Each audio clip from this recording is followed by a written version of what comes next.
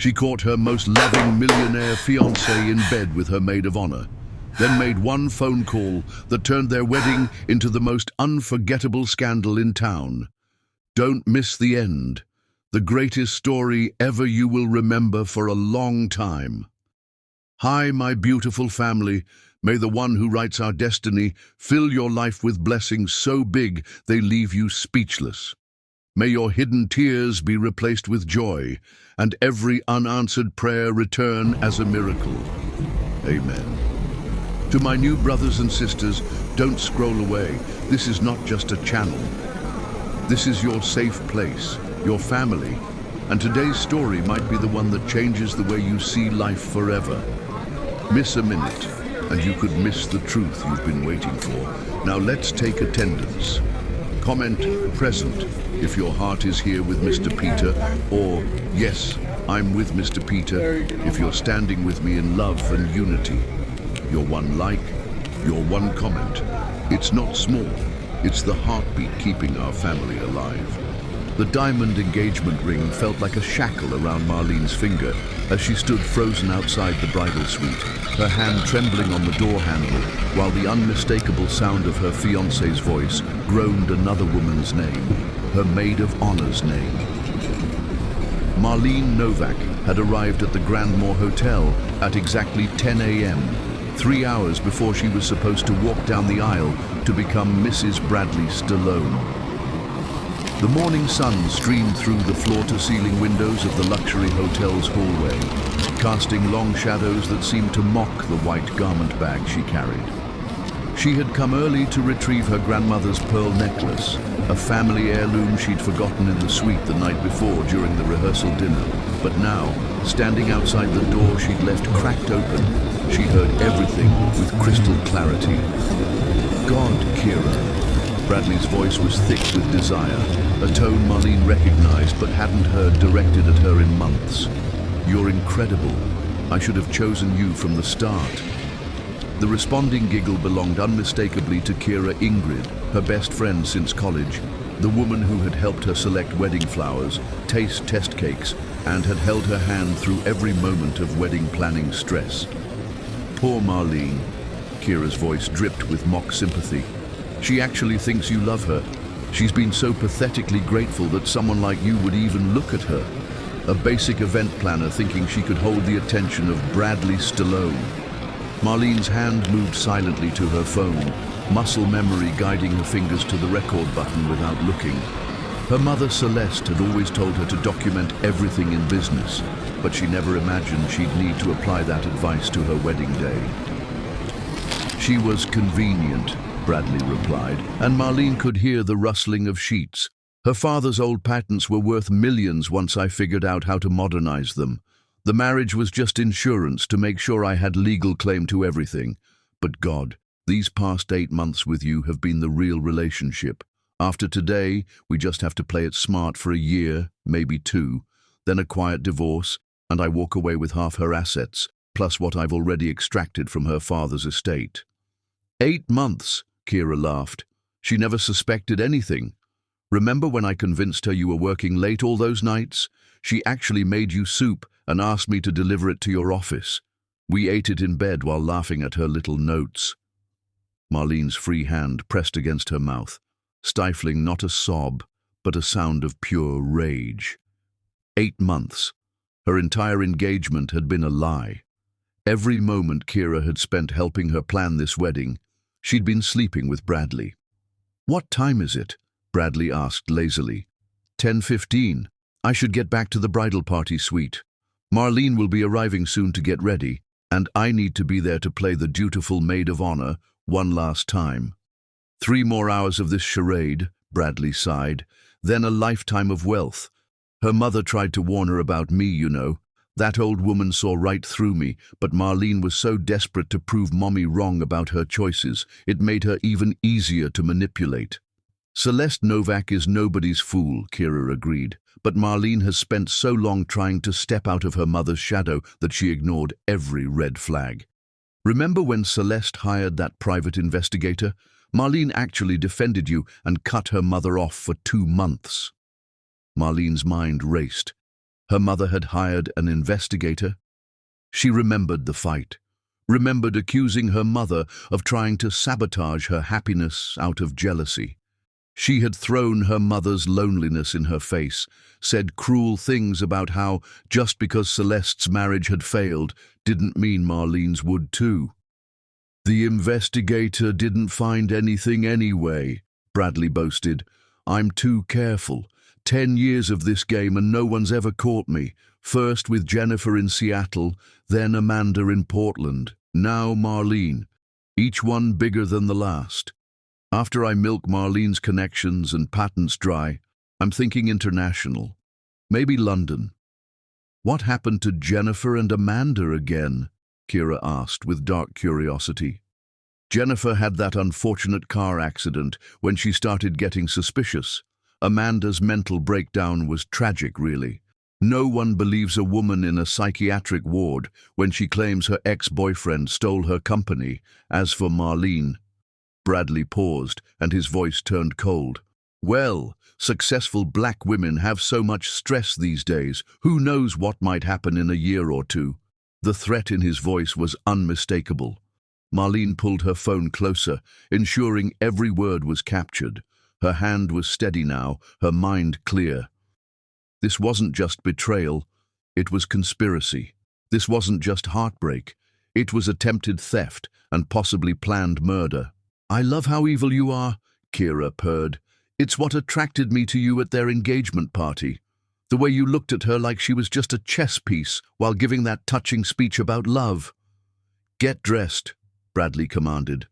"We need to be careful today. Marlene's cousin Amara is a photographer, and she's been documenting everything for some wedding album. Keep your distance from me during the ceremony." "Please," Kira scoffed. "I've been playing this role perfectly. I'll even cry during the vows. Real tears too, thinking about how in a few years, all of this will be ours." Marlene backed away from the door silently, her designer heels making no sound on the plush carpet. She moved with the same precision she used when orchestrating elaborate events, every motion calculated and purposeful. Once she reached the stairwell, she ran. Not in panic, but with determination, taking the stairs 2 at a time until she reached the parking garage. Only when she was safely in her white Mercedes, doors locked, did she allow herself a moment to process what she'd heard. Her fiancé was a serial predator who targeted successful women. Her best friend had been sleeping with him for 8 months. They planned to steal everything from her and possibly kill her. But worse than all of that was the realization that her mother had been right. Marlene pulled out her phone and scrolled to her mother's number. Celeste answered on the first ring, as if she'd been waiting. "Marlene, aren't you supposed to be getting ready?" "Mom," Marlene's voice was steady, controlled. "Execute the Westbrook plan now." There was a pause. Then Celeste's voice came through sharp and clear. "You found out everything. I have it all recorded. Bradley and Kira, Mom, 8 months. He mentioned others, Jennifer in Seattle, Amanda in Portland. He called them his game. He threatened..." She couldn't finish the sentence. "Where are you?" "Parking garage. Safe." "Mom, I'm so sorry. You tried to warn me and I..." "Stop," Celeste commanded, with the same tone that had guided Marlene through childhood, scraped knees and teenage heartbreaks. "You listen to me, baby girl. You are going to drive to the Starbucks on 5th Street. Donovan Westbrook is already there with the documents I've been preparing for 6 months. You're going to review everything, then you're going to put on that wedding dress, and you're going to walk down that aisle." "Mom, I can't marry him." "You're not going to marry him. You're going to destroy him, in front of everyone who matters in his world. The Westbrook plan, remember? I've known this day might come since I met that hollow-eyed snake. Donovan's family has their own history with the Stallones. His father was Bradley's father's first business partner until Sterling Stallone destroyed him. Donovan's been building a case for years. We just needed proof of Bradley's intentions with you. The investigator you hired found enough to worry me, but not enough to convince you. So I've been preparing. Every document, every business dealing, every woman Bradley's hurt. Donovan's been tracking it all. He's an investment banker now, knows everyone on Wall Street. Bradley's investors will all be at that wedding, baby, and they're going to learn exactly who they've been funding. Marlene closed her eyes, feeling the rage transform into something colder, more purposeful. 3 hours until the ceremony. 3 hours to prepare for the performance of your lifetime. Can you do it? Marlene thought of Bradley's smug voice, of Kira's betrayal, of 8 months of lies. She thought of Jennifer and Amanda, women she'd never met but who deserved justice. She thought of her father's patents, his legacy being stolen by a man who planned to discard her like trash. I can do it. That's my girl. Donovan will explain everything. And Marlene, wear the red lipstick, the one I bought you that you said was too bold. Today, you're not just a bride, you're a warrior. Marlene ended the call and started the engine.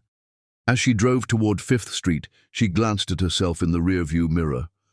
The woman looking back wasn't the naive bride who'd walked into that hotel this morning. This was someone else entirely. Someone who understood that sometimes the best revenge wasn't served cold. It was served in front of 300 wedding guests, captured in high definition by her cousin's camera, and executed with a smile that would haunt Bradley Stallone for the rest of his life. The wedding was in 3 hours. She had a performance to prepare.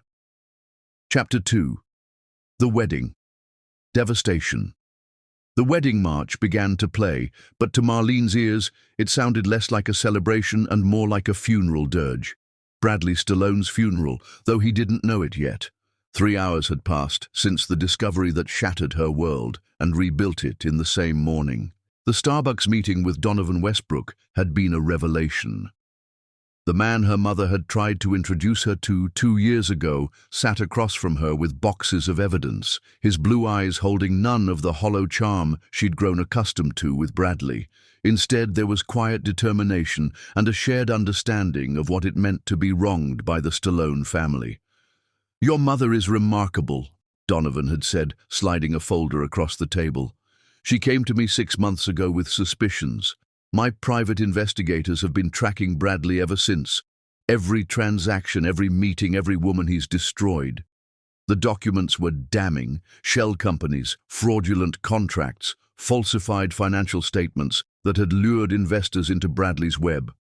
But more than that, there were police reports from Jennifer's accident, psychiatric evaluation records from Amanda's breakdown, and a pattern so clear it might as well have been written in blood. Now, standing at the entrance of the Grandmore Hotel's grand ballroom, Marlene wore her grandmother's pearl necklace like armor. The $10,000 Vera Wang dress she'd agonized over for months felt like a costume for the greatest performance of her life. Her cousin Amara stood nearby with her camera, having been briefed on exactly what to capture and when to display it on the massive screens meant for the reception slideshow. "You look beautiful," Celeste whispered beside her, squeezing her daughter's hand. Her mother wore elegant navy blue, but Marlene noticed the sharp intelligence in her eyes, the way she surveyed the room like a general before battle. "Donovan is in position. The FBI agents are outside. Bradley's investors are all here. The Harrisburgs, the Chens, the Williamses. Sterling Stallone is in the front row, looking smug. And Kira, standing at the altar in that champagne dress you bought her, looking perfectly innocent. She's been crying happy tears and telling everyone how perfect you and Bradley are together." Marlene's red lips, the bold shade her mother had insisted upon, curved into a smile that didn't reach her eyes. "Let's give them a show they'll never forget." The music swelled, and 300 heads turned to watch Marlene begin her walk. She moved with deliberate grace, making eye contact with the guests, many of whom were Bradley's business associates. She saw Garrison Pike, the private investigator, dressed as a guest in the 5th row. She spotted Eleanor Westbrook, Donovan's mother, seated strategically near the projection equipment. Bradley stood at the altar in his custom Italian suit, his smile broad and confident. He believed he'd won. 8 months of deception, and here was his prize walking toward him. Beside him, his groomsmen looked appropriately formal, unaware they were standing next to a monster. Kira stood to the left, tissue in hand, dabbing at her eyes. The performance of a lifetime indeed, but not the one she'd planned. As Marlene approached, she heard whispers of admiration from the crowd. "Stunning," someone murmured. "Bradley's so lucky," another voice added. If only they knew that luck had nothing to do with Bradley's choices. She reached the altar and handed her bouquet to Kira, looking directly into the eyes of the woman who'd betrayed her. Kira smiled warmly, playing her part, but Marlene caught the flash of triumph underneath. In 3 hours, Kira expected to have won. She'd stood by while Marlene got ready, helped her with her veil, even whispered, "You're the most beautiful bride I've ever seen," while knowing she'd been in Bradley's bed that very morning. The officiant, Reverend Marcus Thompson, began the ceremony with traditional words about love and commitment. Marlene barely heard them. She was counting down, waiting for the moment. Bradley took her hands, his touch making her skin crawl, but she maintained her composure. She'd learned something valuable today. She was a better actress than either of them. "Bradley and Marlene have written their own vows," Reverend Thompson announced. Bradley went first, his voice carrying across the ballroom with practiced sincerity. "Marlene, from the moment I met you, I knew you were special. Your intelligence, your grace, your beautiful spirit, they all captivated me. You've brought such value to my life." He emphasized the word value in a way that would have seemed romantic to the crowd but made Marlene's stomach turn, knowing what he really meant. "I promise to cherish you, to build an empire with you, and to make sure our future is everything we've dreamed of." The crowd sighed at the apparent romance. Sterling Stallone nodded approvingly at his son's performance. Kira wiped away another fake tear. "Marlene," the Reverend prompted. She looked at Bradley, then turned slightly to address the crowd, her voice clear and strong. "Bradley, you've taught me so much about the true nature of love and trust. Today, I want to give you something that reflects the full truth of what we have together." Bradley's smile flickered slightly at her deviation from the vows they'd rehearsed, but he maintained his composure. Marlene continued, "But first, I think everyone here should understand the complete picture of our relationship." She raised her hand, a signal to Amara. The massive screens meant for the reception suddenly came to life, but instead of the romantic slideshow of their courtship, the audio from Marlene's recording filled the ballroom. She was convenient. Her father's old patents were worth millions once I figured out how to modernize them. The marriage was just insurance. The ballroom erupted. Gasps, shouts, chairs scraping as people stood. Bradley's face went white, then red. "What is this? Turn it off!" But the recording continued. Kira's voice filled the room. 8 months. She never suspected anything. All eyes turned to the maid of honor, who stood frozen, her fake tears replaced by real terror. "This is fake," Bradley shouted, but his voice was drowned out by his own recorded words about Jennifer and Amanda, about his plans for Marlene. Marlene stood perfectly still in the eye of the storm, her red lips maintaining that same cold smile. She waited until the recording reached Bradley's threat about successful black women and their stress, the implication of planned murder hanging in the air like poison. "Turn it off!" Sterling Stallone roared, standing from his seat, but no one moved to help him. When the recording ended, the screens changed to documents, financial records, falsified contracts, proof of embezzlement and fraud. Donovan Westbrook stood from his position in the third row, his voice carrying with authority. "My name is Donovan Westbrook. I'm an investment banker with Morrison & Associates. The SEC has been notified of Bradley Stallone's extensive fraud. The FBI is currently outside, waiting to arrest him for conspiracy, fraud, and conspiracy to commit murder based on the evidence you've just heard and seen. The investors Bradley had spent years cultivating began pulling out their phones, calling their lawyers, their accountants, anyone who could help them distance themselves from the collapse they saw coming. The Harrisburgs were already heading for the exit. The Chens looked murderous. The Williamses were on the phone with their legal team. "You bitch!" Bradley lunged toward Marlene, but Garrison Pike and two other men who revealed themselves as undercover FBI agents stepped forward, blocking him. "Bradley Stallone," Agent Harrison announced, "you're under arrest for wire fraud, conspiracy to commit fraud, and conspiracy to commit murder. You have the right to remain silent." "This is entrapment," Bradley screamed as they cuffed him. "She set me up. Kira, tell them." But Kira had collapsed into a chair, sobbing real tears now as she realized the depth of her mistake. 8 months of sneaking around, and for what? To be exposed in front of everyone who mattered in their social circle, to be known forever as the maid of honor who betrayed the bride.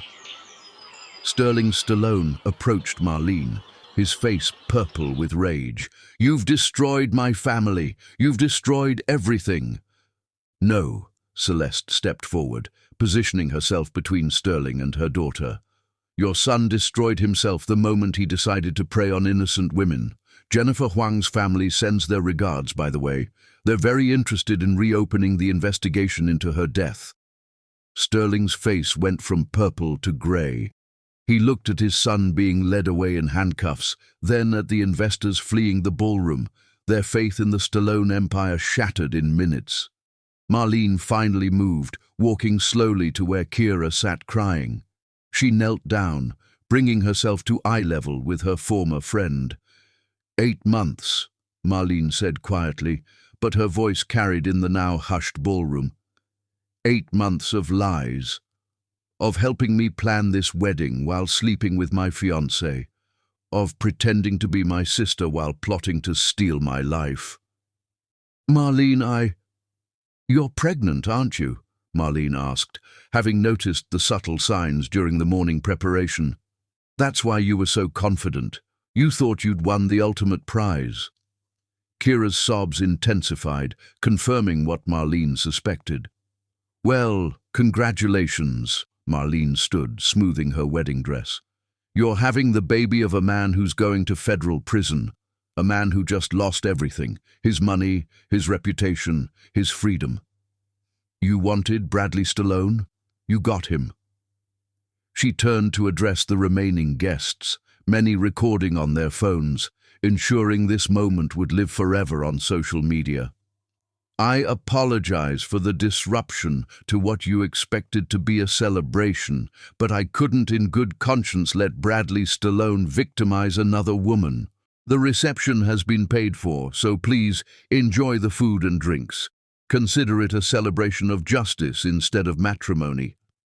As she walked back down the aisle, alone this time but somehow stronger, Marlene heard the whispers following her. But they weren't whispers of pity or scandal. They were whispers of awe. Did you see how she handled that? She knew the whole time and still walked down that aisle. That took incredible courage. Donovan Westbrook caught her eye as she passed his row.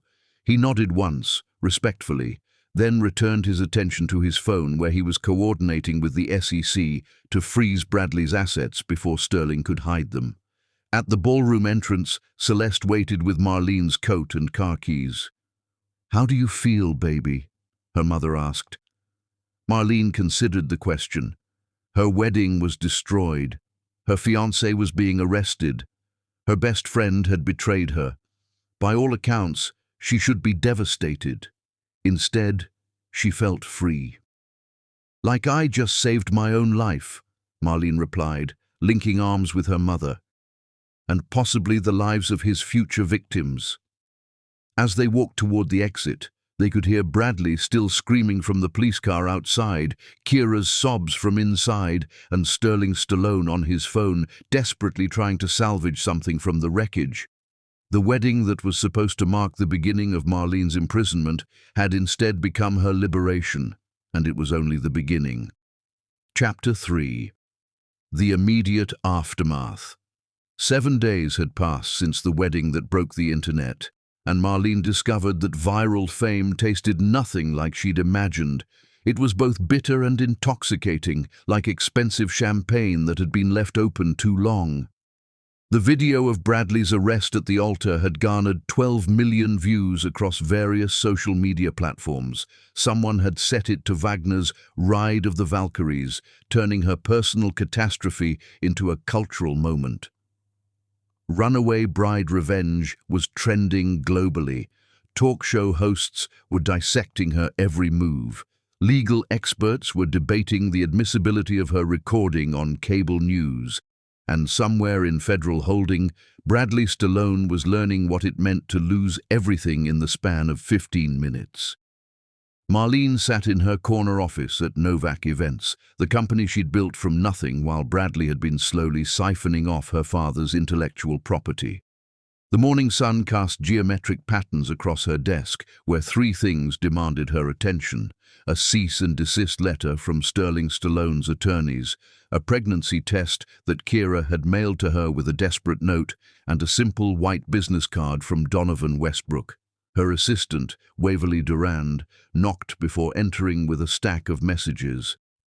"The phone hasn't stopped ringing," Waverly said, her usually cheerful demeanor replaced with protective concern. 63 interview requests, including Oprah's people, 42 new client inquiries. Apparently everyone wants the event planner who turned her wedding into the most watched revenge story of the year. And... She hesitated.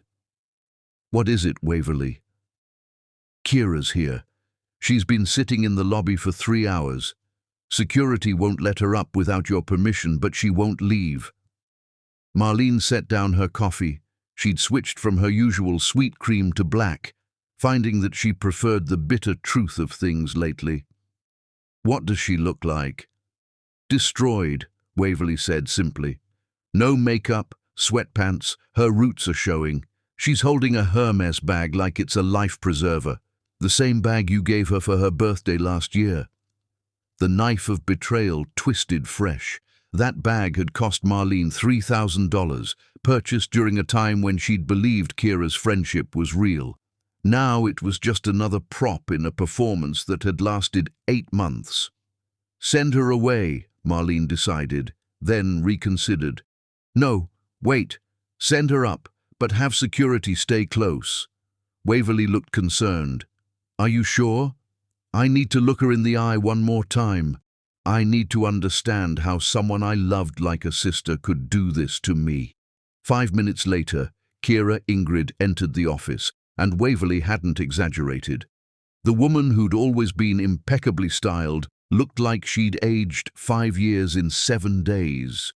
Her blonde hair hung limp, her designer clothes had been replaced with wrinkled athletic wear, and her eyes were swollen from crying. "Marlene," she started, her voice cracking. "Sit," Marlene commanded, remaining behind her desk. The power dynamic was clear. This wasn't a conversation between friends. This was a reckoning. Kira sank into the chair, clutching the Hermes bag. "I know you hate me." "Hate requires emotion," Marlene interrupted. "What I feel for you is nothing. You're a void where a friend used to be. But I am curious about one thing. Why? You had everything. A successful career, a trust fund, men who wanted you. Why did you need to take mine?" Kira's laugh was bitter. "You really don't know, do you? You never saw it." "Saw what?" "How perfect your life was. How everyone loved you without you even trying. Your mother who would die for you. Your business that succeeded because of talent, not family money. Men who saw you as a person, not just a bank account." Kira's voice turned venomous. Do you know what it's like to be the pretty white girl who's supposed to have everything handed to her, only to watch her black best friend surpass her in every way that mattered? Marlene felt the words hit her like physical blows. So you decided to destroy me out of jealousy? Bradley approached me first, Kira admitted. At your engagement party. He said he could tell I was in love with you, that I wanted what you had. He was wrong about the first part, but right about the second. He offered me a deal, help him get your father's patents and your business connections, and he'd make sure I was taken care of when he divorced you. And you just agreed. I was drunk on the attention, Bradley Stallone wanting me, choosing me over you. Every time we were together, he'd tell me how much better I was than you, how you were boring, predictable, how he had to force himself to touch you. Kira's eyes filled with fresh tears. I know now he was lying, manipulating me just like he manipulated you. But for 8 months, I felt like I was winning something. And now I'm pregnant with the child of a man facing 25 to life. My trust fund has been frozen because my father thinks I'm a liability to the family name. My social media is full of death threats. I can't get a job because I'm the most hated woman in America after that wedding video went viral. I destroyed my life to destroy yours, and you're still standing while I'm... She gestured at herself helplessly. Marlene studied the woman she'd once considered her sister. She thought of the sleepovers, the shared dreams, the promises they'd made to be each other's maids of honor, all of it tainted now, poisoned by betrayal. You're pregnant, Marlene stated, rather than asked. 7 weeks. I found out the day before your wedding. I thought... Kira laughed bitterly. I thought it meant I'd won, that I'd have Bradley's baby, his money, his name eventually. I was going to be the second Mrs. Stallone after he got rid of you. He would have gotten rid of you too, Marlene said quietly. Jennifer Huang thought she was special. Amanda Morrison thought she was different. You would have been just another casualty in Bradley's game. I know that now. Kira reached into the Hermes bag and pulled out a flash drive. This is everything. Every text, every email, every recorded conversation between Bradley and me. My lawyers say it could help strengthen the case against him, maybe get him life without parole. Marlene took the drive, turning it over in her fingers. Why give this to me? Because I owe you that much, and because... Kira stood, knowing the conversation was over. Because I need you to know that somewhere under all the jealousy and bad decisions, I did love you. It just wasn't enough to stop me from destroying us both. After Kira left, Marlene sat alone in her office, holding the flash drive. Her phone buzzed with a text from an unknown number. She almost ignored it, then saw the preview. This is Donovan Westbrook. Your mother gave me your number. She opened the full message. I wanted to check in after the week you've had. The SEC has frozen all of Bradley's assets thanks to the evidence we provided. Sterling is under investigation. You should know you're safe now. If you need anything, I'm here, not as someone your mother chose, but as someone who admires your courage. DW. Marlene read the message 3 times. There was something different about Donovan's approach. He wasn't trying to save her or fix her. He was simply offering support while acknowledging her strength. Before she could respond, Waverly burst in. You need to see this. Bradley's on the news. She turned on the office television to find Bradley in an orange jumpsuit, being interviewed from jail. His former Polish was gone, replaced by desperation and rage. She entrapped me, he was saying. Marlene Novak planned this whole thing. She and her mother, they've been setting me up from the beginning. I loved her. I was going to give her everything, and she destroyed me for money and fame. The interviewer pushed back. But what about the recording? Your own words about the other women? Taken out of context, Edited, I want America to know that Marlene Novak is not the hero you think she is. She's a calculating woman who destroyed a good man because he cheated. Every man cheats. It doesn't mean I deserved this. Marlene watched Bradley's meltdown with clinical detachment. This was who he really was, not the charming millionaire or the smooth manipulator, but a pathetic narcissist who couldn't accept responsibility for his own actions. Her phone rang. It was her mother. "Are you watching?" Celeste asked. "Unfortunately. Don't let it bother you, baby. He's desperate. The FBI found evidence of 3 more victims in other states. He's going away for a long time." "I know. Kira was just here." There was a pause. "And?" "She gave me evidence that will help the case. She's pregnant, Mom, with Bradley's baby." Celeste sighed. "That poor, stupid girl. Though I suppose that's harsh. Bradley was good at what he did. He almost fooled you, and you're no fool." "He did fool me," Marlene admitted. "For months, I thought I loved him." "No, baby. You loved who you thought he was. There's a difference. The real Bradley never existed. It was just a performance." After ending the call, Marlene looked again at Donovan's text. She thought about her mother's words, about performances and reality. She thought about Bradley in his orange jumpsuit, still performing even now. And she thought about Donovan, who had helped her without asking for anything in return, who had called her brave instead of broken. She typed back, "Thank you for everything. The SEC move was brilliant. Would you like to get coffee tomorrow?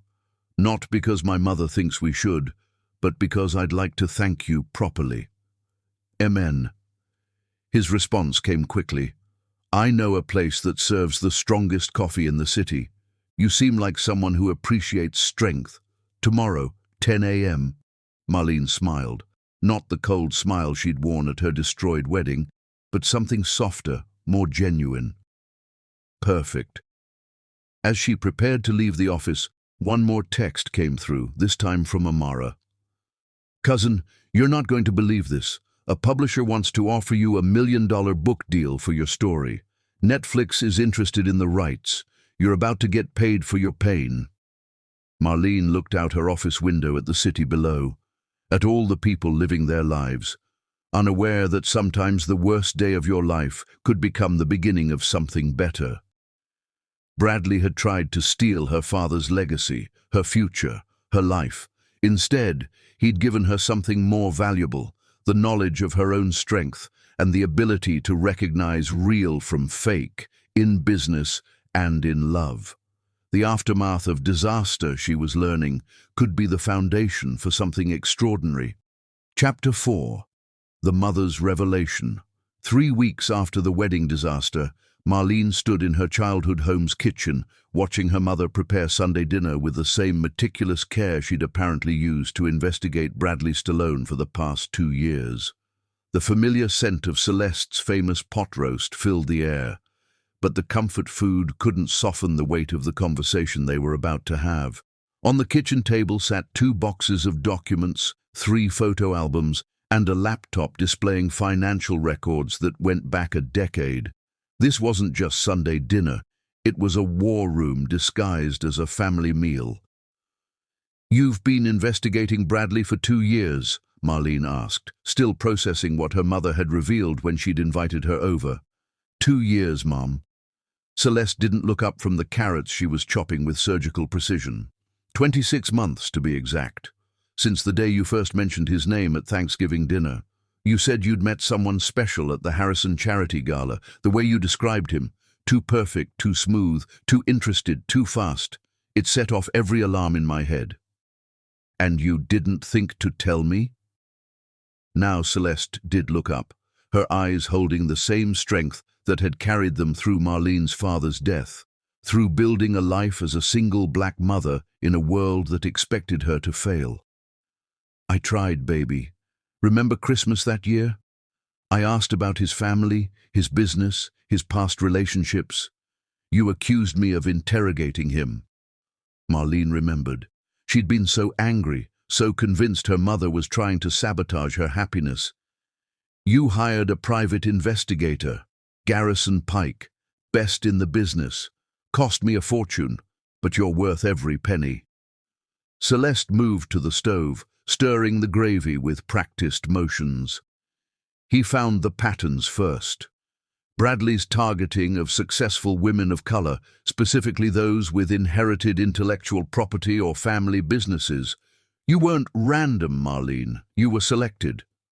Selected, the word tasted bitter. Like I was an item on a menu. Your father's medical device patents were worth approximately $12 million if properly developed. Bradley had the connections to bring them to market, but he needed legal claim to them. Marriage was the cleanest way. Marlene sank into the kitchen chair she'd sat in as a child, where her mother had helped her with homework and listened to her teenage heartbreaks. How did Donovan Westbrook get involved? Celeste's expression softened slightly. That's a longer story. Set the table while I tell it. As Marlene laid out her grandmother's china, another family legacy Bradley would have stolen, her mother began. Eleanor Westbrook and I met at a medical conference 15 years ago. Your father was presenting his cardiac device innovations, and Eleanor's husband, James, was looking for investment opportunities. They became partners, friends even. When James died in that car accident 5 years ago, the investigation was rushed, closed too quickly. The Stallone family had just bought out his company in what everyone called a hostile takeover, but James's death meant they got it for pennies on the dollar. You think Sterling Stallone killed James Westbrook? I think the Stallones have a pattern of convenient accidents, but Eleanor and I could never prove it.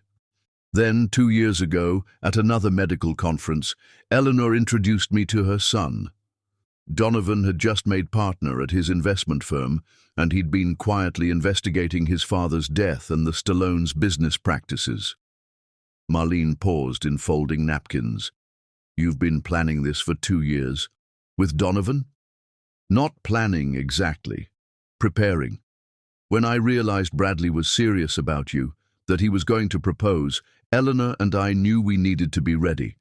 Donovan had already connected Bradley to Jennifer Huang's death in Seattle and Amanda Morrison's breakdown in Portland. But we needed proof of intent, proof of the pattern. So Donovan getting involved at the wedding. He was always going to be there. He had a +1 invitation through the Westbrook family's connection to the Stallones' business circle. The plan was for him to document everything, to be a witness. We didn't know about Kira. That was... Celeste's composure cracked slightly. That almost broke my heart more than Bradley. That girl ate at this table. I taught her how to make my sweet potato pie. The doorbell rang before Marlene could respond. Celeste glanced at the clock. That'll be Donovan. I invited him to dinner. Mom, don't mom me. That young man has been protecting you for 2 years without you knowing it. The least we can do is feed him. Donovan Westbrook stood on the porch in casual clothes, dark jeans and a button-down shirt, looking nothing like the sharp-suited investment banker from the wedding. He held a bottle of wine and a small bouquet of sunflowers. Mrs. Novak, he said warmly, handing her the flowers. Thank you for the invitation. Celeste, please, we're past formalities. She turned to Marlene. Doesn't he clean up nice outside of crisis mode? Marlene felt heat rise to her cheeks. 3 coffee dates in the past 2 weeks had shown her that Donovan was everything Bradley pretended to be, intelligent, successful, genuinely interested in her thoughts rather than her assets. But she was still raw, still processing the betrayal, still learning to trust her own judgment again. Hi, she managed. Hi, he replied, his smile gentle. Your mother promised me the best pot roast in Atlanta. I'm hoping she wasn't exaggerating. Dinner started quietly, but Celeste had a gift for drawing people out. Soon Donovan was sharing stories about his father, about discovering the truth behind his death, about the quiet rage that had driven him to succeed in the financial world, just to have the power to take down the Stallones. I watched them for years, he admitted, cutting into his pot roast. Sterling and Bradley, operating like kings in their glass tower. They destroyed my family, and I wanted nothing more than revenge. Then Celeste contacted me, told me about you, and I realized something. What? Marlene asked. That revenge without purpose is just destruction. But stopping them from hurting other families, other daughters, that's justice. Celeste nodded approvingly. The boy has wisdom beyond his years. The boy is 31, Mrs. Novak. Celeste, Donovan corrected with a laugh. As they moved to dessert, Celeste's famous peach cobbler, Marlene found herself studying Donovan when he wasn't looking. He helped clear plates without being asked, complimented her mother's cooking with specific details that showed he was paying attention, and when he caught her watching him, he didn't smirk or preen like Bradley would have. He simply smiled and continued his conversation with Celeste about jazz music. I should show you something, Celeste said suddenly, rising from the table. She returned with one of the photo albums. This was taken 3 years ago. The photo showed a charity gala, and in the background, barely visible, were Marlene and Donovan. They were at separate tables, unaware of each other's existence, but the camera had captured them both in the same frame. The Healthcare Heroes Gala. Donovan recognized it immediately. My mother insisted I attend. I was there representing Novak Events, Marlene remembered. We organized the silent auction. You were wearing a green dress, Donovan said quietly. I remember because you outbid me on the signed Miles Davis album. I was annoyed until I saw how happy you were to win it. Marlene stared at him. You remember that? I remember thinking anyone who fought that hard for jazz vinyl was someone worth knowing. But then Bradley swooped in and... He shrugged. Timing is everything. Celeste excused herself to the kitchen, leaving them alone with the weight of possibility. Were you watching me for 2 years? Marlene asked, like some kind of guardian angel assigned by our mothers. No, Donovan said firmly. I was watching Bradley. You were just there, bright and talented and kind, wasted on someone who saw you as a mark. It killed me to watch, but I couldn't interfere without proof. The one time I tried to warn you... The investment seminar, Marlene breathed, remembering suddenly. You told me to be careful with joint ventures, to protect my individual assets. Bradley was furious. He said you were trying to undermine him. I was, just not for the reasons he thought. They sat in silence for a moment, the ghost of Bradley hanging between them like a shadow that needed exorcising. I'm not ready, Marlene said quietly, for anything beyond friendship. I don't trust my judgment. I chose Bradley. I chose Kira. I'm apparently terrible at seeing people clearly. You're not, Donovan disagreed. You see the best in people. That's not a flaw, it's a gift. Bradley and Kira took advantage of that gift, but it doesn't make you wrong for having it. How can you be so sure? Because you saw through them eventually, because when you discovered the truth you didn't collapse, you conquered, because you're here, having dinner, starting to rebuild instead of hiding. He stood to leave, and because your mother, who is possibly the smartest woman I've ever met, raised you. You have her strength, Marlene. You just needed a reason to use it. At the door, he turned back. I know you're not ready for anything beyond friendship. I'm not asking for more. But I want you to know that I'll be here when you are ready, whether that's 6 months or 6 years from now. Some things are worth waiting for. After he left, Marlene helped her mother with dishes, both of them quiet in the comfortable way of family. You've been planning this, Marlene said finally. Not just the investigation, but Donovan and me. Celeste dried a plate thoughtfully. I've been hoping. There's a difference. I hoped you'd see through Bradley. I hoped you'd be strong enough to survive if you didn't. And I hoped that when the dust settled, you'd see what I saw the first time Eleanor showed me a picture of her son, a good man who would appreciate your worth without trying to steal it. And if I never see it, if I decide to be alone, then you'll be alone with my full support. But baby, Celeste turned to face her daughter.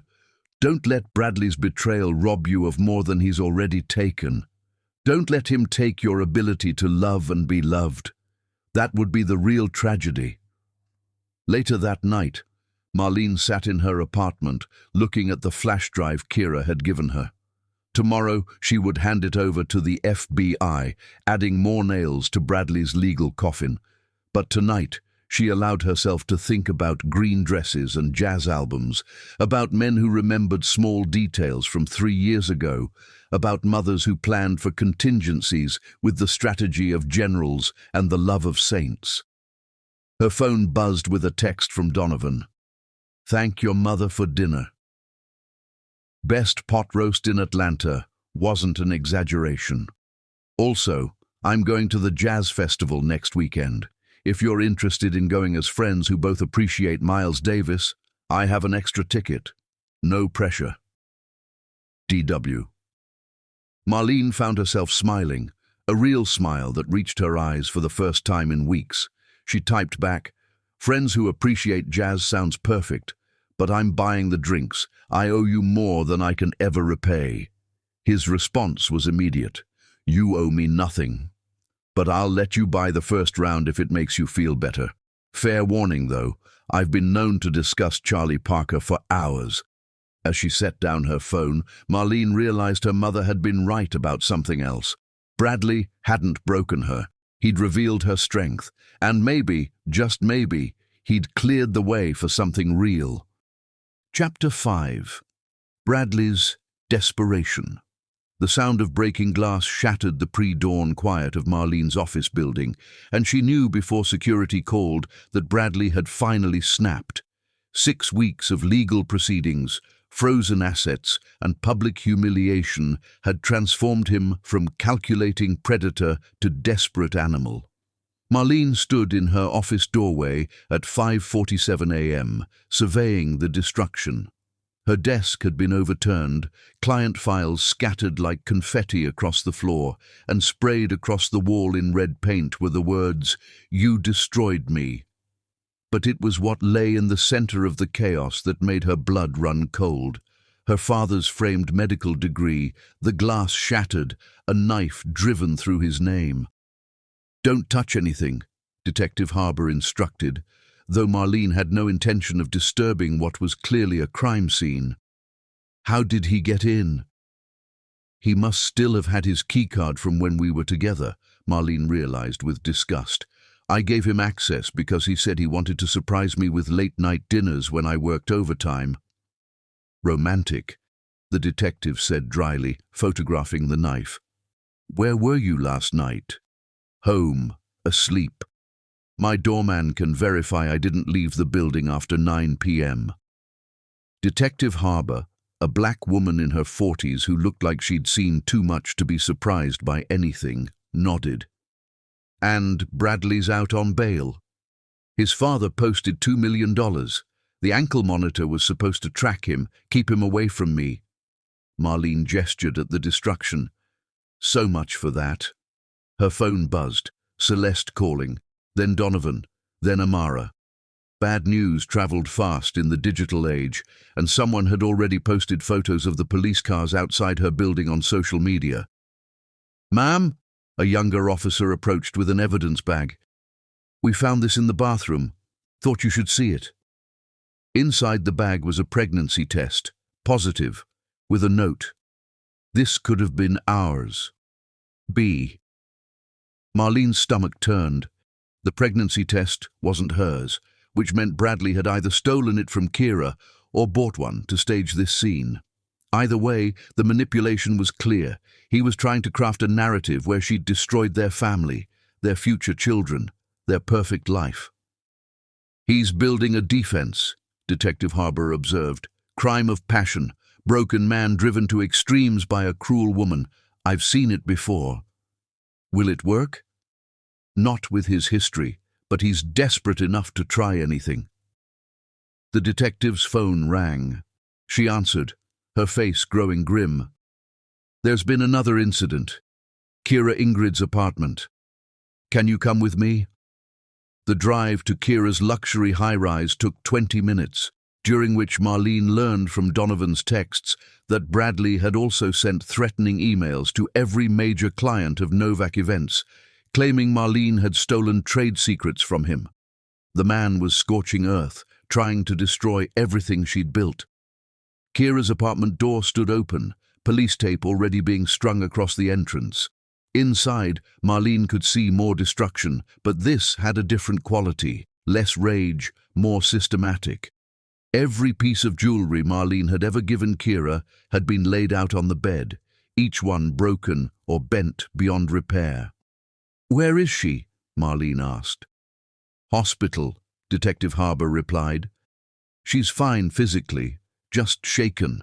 She was at her mother's house in Buckhead when this happened, but he left her something too." The detective showed Marlene photos on her phone, written on Kira's bathroom mirror in lipstick, "Traitor whores get what they deserve." He blames her for cooperating with the FBI, Marlene understood. "The flash drive she gave me helped build their case." "She's requesting a restraining order. Says she's scared for her life and the babies." Marlene felt an unexpected pang of sympathy for Kira. Whatever else she'd done, she didn't deserve to be terrorized by the man who'd manipulated them both. Her phone rang. Waverly, nearly hysterical. "Marlene, you need to get back here. Bradley's here in the lobby with reporters. He's giving some kind of press conference." Detective Harbour drove with sirens blazing, but by the time they arrived, Bradley had gathered a small crowd. He stood on the sidewalk, technically not violating the restraining order that kept him 500 feet from Marlene, looking haggard but playing the victim with Oscar-worthy commitment.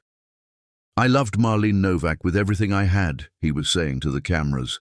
"Yes, I had a moment of weakness with Kira. What man hasn't been tempted? But to destroy my entire life, to fabricate evidence, to turn my own child against me. That's enough." Detective Harbour stepped forward. But Bradley wasn't technically breaking any laws. Freedom of speech, even for accused criminals, was still protected. "There she is," Bradley pointed as Marlene exited the police car.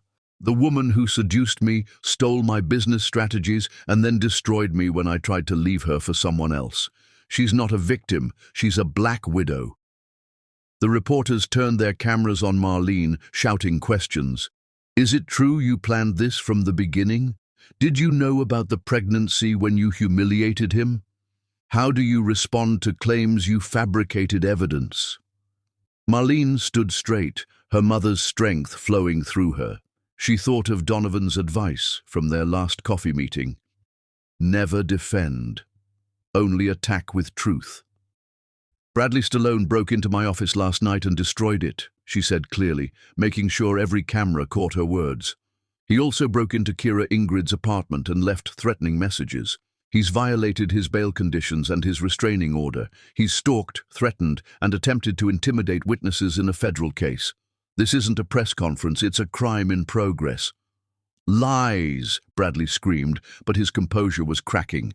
"You took everything from me, my money, my reputation, my father's respect, my child. The child isn't yours." Kira's voice cut through the chaos. She stood behind Marlene, having arrived from the hospital, her face pale but determined. "I lied about the timeline to hurt Marlene. The baby is from a one-night stand, 2 weeks before I started the affair with you. The DNA test proved it yesterday." The crowd went silent. Bradley's face went from red to white to purple in the span of seconds. "You lying bitch!"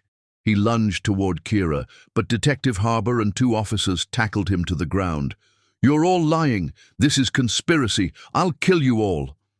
As they cuffed him, Bradley's mask finally slipped completely. The charming millionaire was gone, replaced by what he'd always been underneath, a violent narcissist who couldn't accept that his game was over. "Bradley Stallone, you're under arrest for violating bail conditions, making terroristic threats, breaking and entering, and vandalism," Detective Harbour recited as they dragged him to the police car. "Your bail is revoked. You'll be held until trial."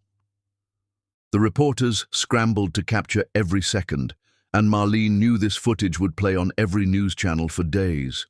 But she didn't care about the optics anymore. She cared about safety, justice, and rebuilding.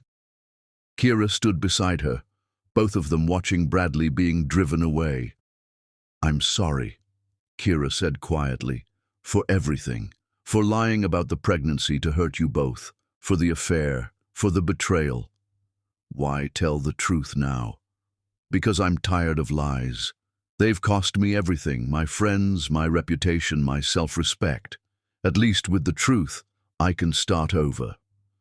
Marlene considered the woman who'd been her best friend, then her worst enemy, and now stood in some liminal space between. "We'll never be friends again." "I know, but I don't wish you harm. Get help, Kira. Get therapy. Figure out why you needed to destroy something good to feel valuable."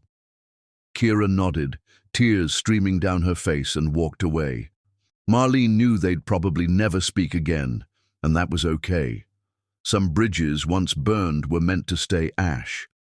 Donovan appeared at her elbow, having pushed through the crowd. "You okay?" "Getting there," Marlene admitted. "My office is destroyed, my ex is completely unhinged, and this is going to dominate the news cycle again. But yeah, I'm okay." "Come on," he guided her away from the cameras. "Eleanor, my mother, she has a restoration company that owes her a favor. They'll have your office perfect by tomorrow, and I have something that might cheer you up." He handed her an envelope. Inside was a check for $3 million. "What is this?" "The first distribution from the Stallone asset forfeiture. The FBI froze everything, but the court ruled you're entitled to damages for the theft of your father's intellectual property. This is just the beginning. Bradley stole from you, but the law is going to make you whole." Marlene stared at the check, more money than she'd ever seen at once. "It's not about the money. I know it's about justice, but the money doesn't hurt."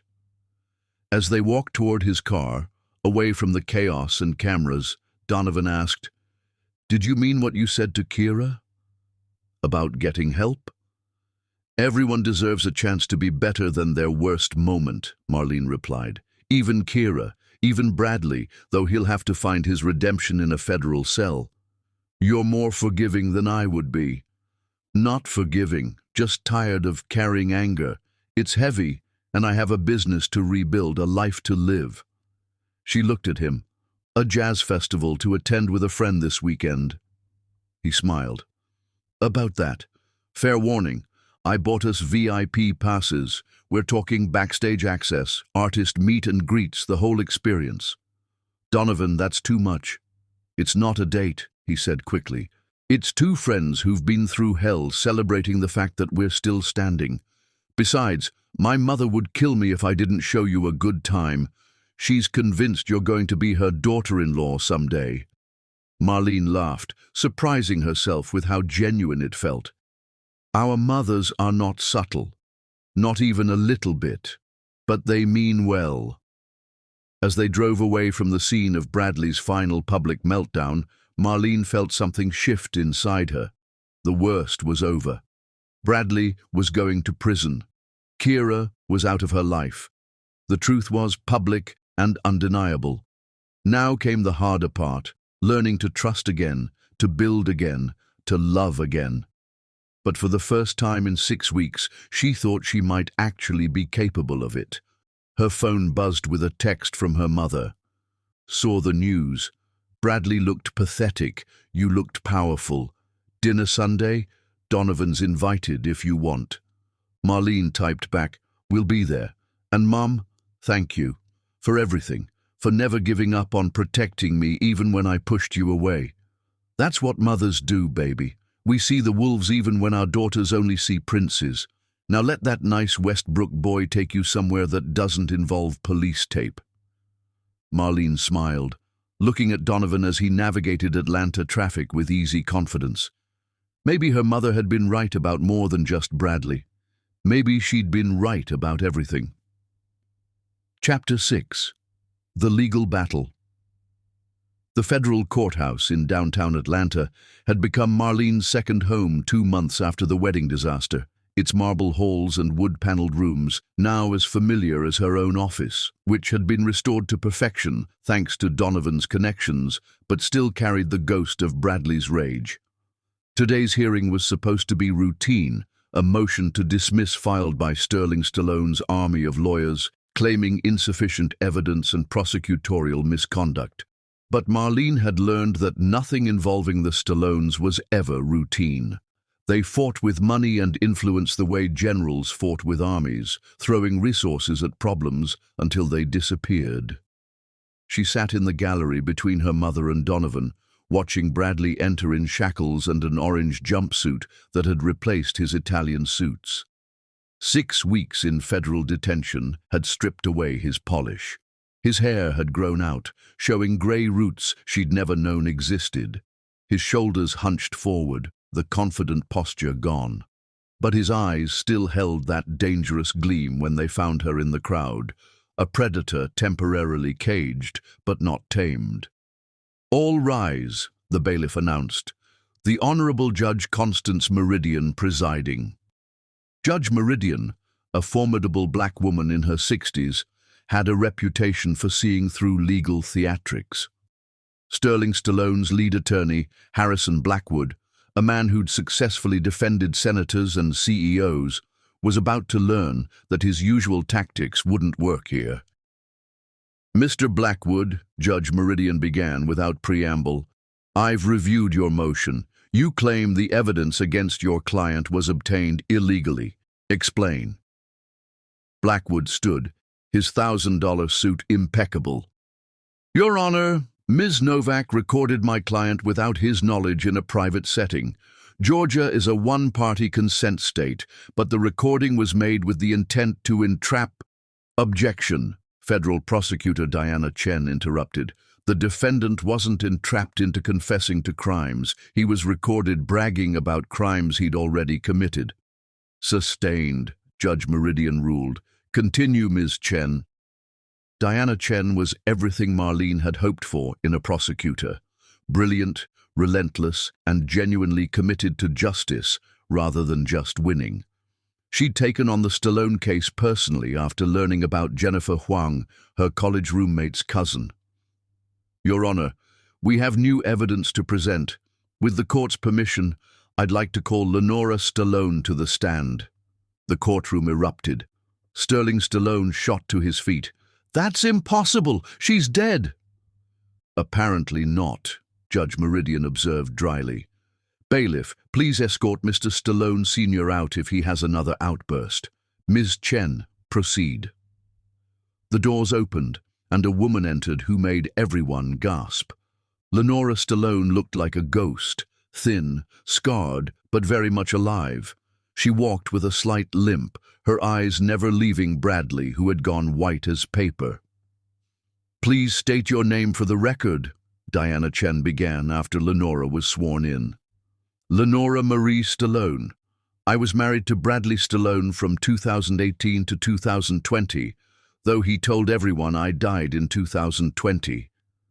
Can you explain what actually happened?"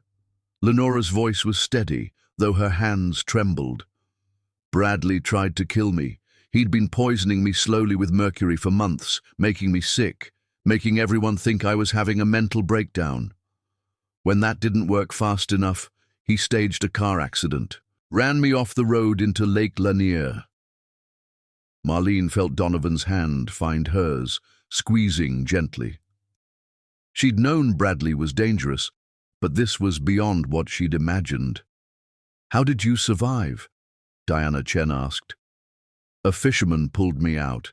I had amnesia for months, couldn't remember who I was.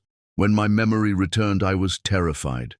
Bradley had all the money, all the power, so I stayed hidden, built a new identity. I've been living as Sarah Winters in Nashville for 4 years. What made you come forward now?"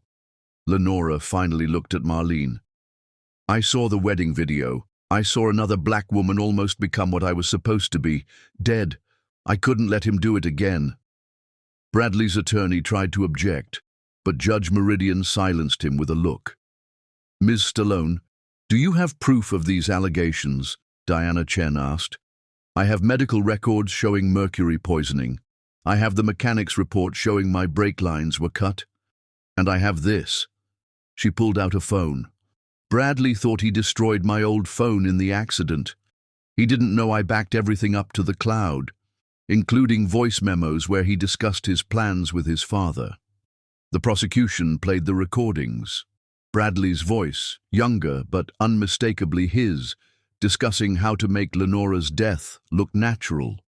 Sterling's voice advising patience, suggesting mercury because it mimicked mental illness. The courtroom sat in horrified silence as father and son planned murder like a business transaction. "You're lying!"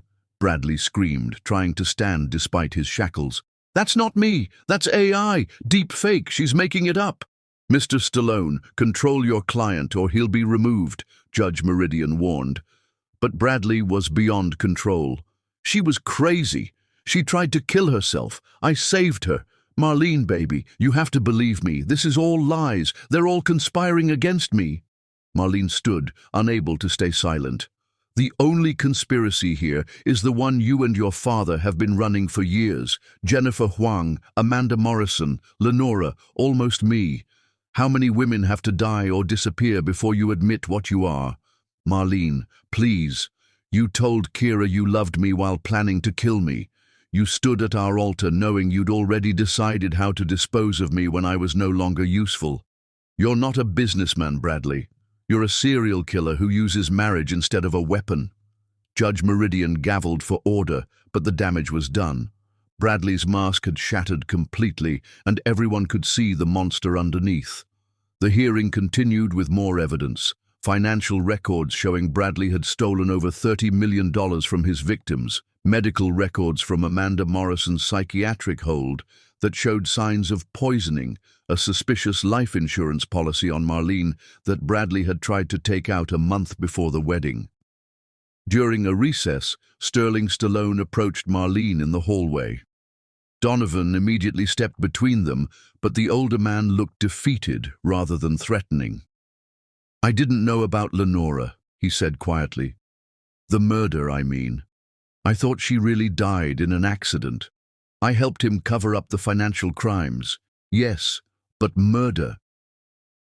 "You gave him the idea to use mercury," Marlene reminded him coldly. "You might not have known about Lenora specifically, but you knew what your son was capable of, and you enabled it." Sterling's shoulders sagged. "I created a monster trying to build a legacy. Everything I built is destroyed. The FBI seized all my assets this morning. 40 years of building an empire, gone." "Good," Celeste said, appearing at Marlene's side. "Your empire was built on the bones of good people. James Westbrook, my husband's patents, how many others? You and your son deserve everything that's coming." When court resumed, Diana Chen delivered her closing argument. "Bradley Stallone is not just a con man or a thief. He's a predator who specifically targeted successful women of color, believing they would be less likely to be believed, less likely to receive justice. He was wrong. Today we have the chance to show that justice doesn't discriminate, that wealth and privilege cannot buy immunity from consequences." Harrison Blackwood tried to argue for mental illness, temporary insanity, crimes of passion. But Judge Meridian had heard enough. "I'm denying the motion to dismiss," she ruled. "Furthermore, based on the evidence presented today, I'm adding charges of attempted murder in the first degree for the attacks on Lenora Stallone and conspiracy to commit murder for the planned attack on Marlene Novak. Bail is revoked permanently. The defendant will remain in custody until trial." As Bradley was dragged out, he locked eyes with Marlene one last time. "This isn't over," he mouthed. But it was. At least this chapter was. Outside the courthouse, reporters swarmed, but Marlene had prepared a statement. Today, justice took a step forward. "But this isn't just about me or Bradley Stallone. This is about every woman who's been told she's crazy when she senses danger, every victim who's been silenced by power and money. Lenora Stallone's courage in coming forward saved my life and possibly the lives of Bradley's future victims. We owe her everything." Lenora stood beside her, no longer hiding. I lost 4 years of my life to fear. But seeing Marlene's strength, seeing her refuse to be a victim, gave me the courage to reclaim my story. Bradley Stallone tried to erase me.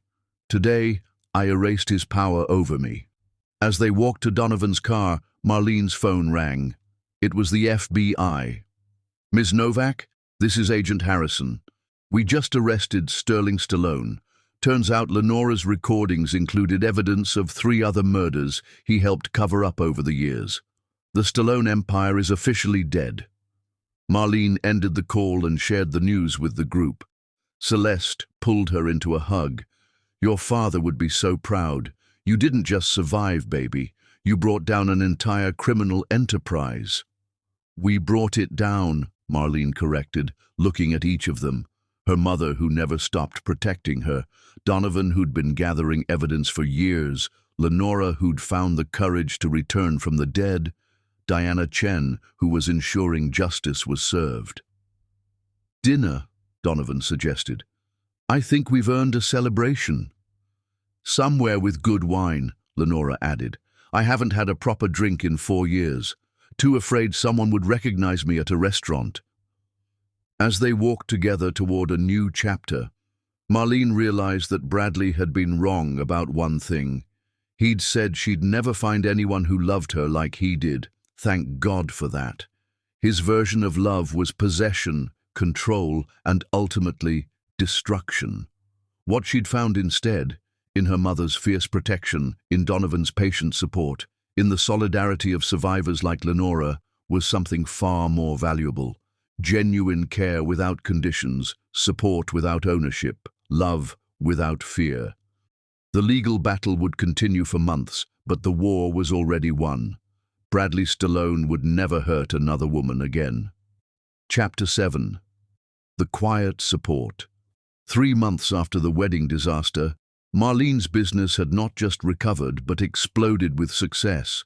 Though she suspected the $20 million settlement from the Stallone estate that had been fast-tracked through the courts had less to do with her newfound prosperity than Donovan Westbrook's quiet influence behind the scenes. She discovered his first intervention by accident.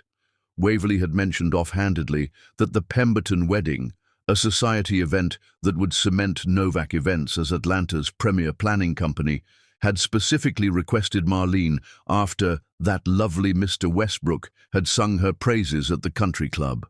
When pressed, Marlene learned Donovan had been systematically countering every piece of poison Bradley had tried to spread from his jail cell, never taking credit, never mentioning it to her. "You didn't have to do that," she told him over coffee at their usual spot, a quiet cafe that had become their Thursday morning tradition. Donovan stirred his black coffee thoughtfully. "You're right, I didn't have to. I wanted to. There's a difference." "Why?" "Because you deserve to succeed on your merit, not fail because of Bradley's lies. I just made sure people knew the truth." It was always like this with him, support without strings, help without expectation of gratitude, so different from Bradley's transactional version of love that Marlene sometimes struggled to accept it as real. Her phone buzzed with an alert from her lawyer. Bradley's trial date had been set for next month. The reality of facing him again made her coffee taste bitter.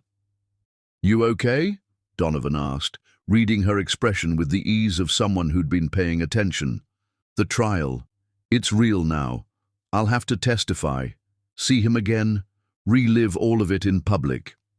You don't have to do it alone." "I know, Diana Chen is an excellent prosecutor. That's not what I meant." He reached across the table, his hand stopping just short of hers, asking permission without words. When she didn't pull away, he covered her hand with his. "I'll be there. Every day of the trial. Whatever you need." The warmth of his touch was nothing like Bradley's possessive grip.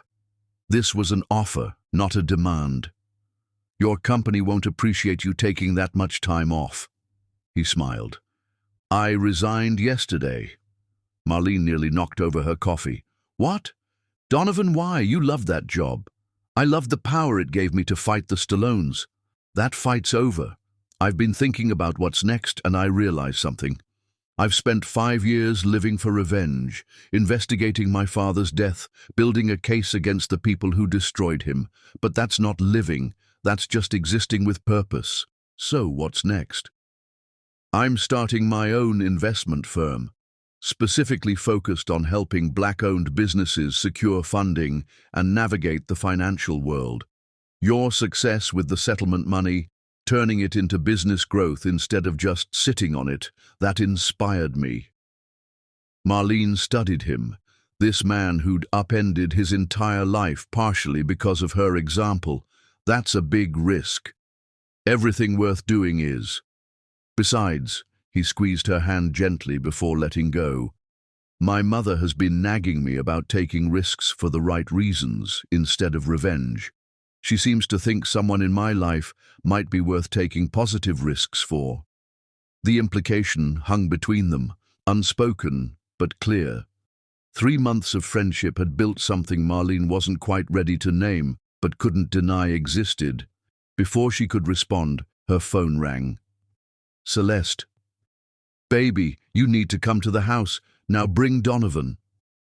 The urgency in her mother's voice had them both moving immediately. During the drive, worst-case scenarios ran through Marlene's head. Had Bradley somehow gotten out? Had Sterling made bail? They found Celeste in her living room with Lenora Stallone and a woman Marlene didn't recognize, elderly, frail, but with sharp eyes that missed nothing. This is Dorothy Huang, Celeste said. Jennifer's grandmother. Marlene's breath caught. Jennifer Huang, Bradley's first known victim, the one who died in a car accident that everyone now knew was murder. Mrs. Huang, Marlene began, but the elderly woman held up her hand. I've come to thank you, she said, her voice stronger than her appearance suggested. For 5 years I've known my granddaughter was murdered. No one believed me. The police said I was a grieving grandmother seeing conspiracies where there were none. But you proved it. You gave my Jennifer justice. She pulled out a worn envelope. Jennifer wrote this a week before she died.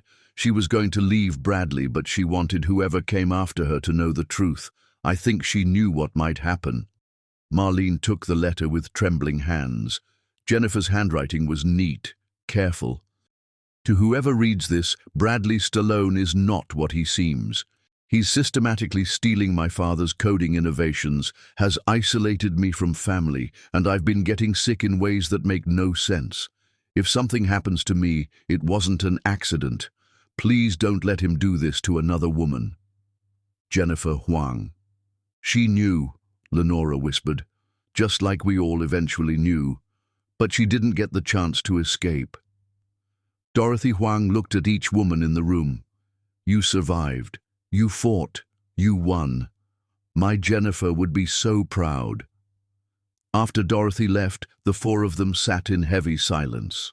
Marlene found herself looking at these women, her mother, Lenora, herself, all survivors of the Stallone family's destruction in different ways. We need to do something, Marlene said suddenly. A foundation, maybe. For women like Jennifer who sense danger but don't have the resources or support to escape.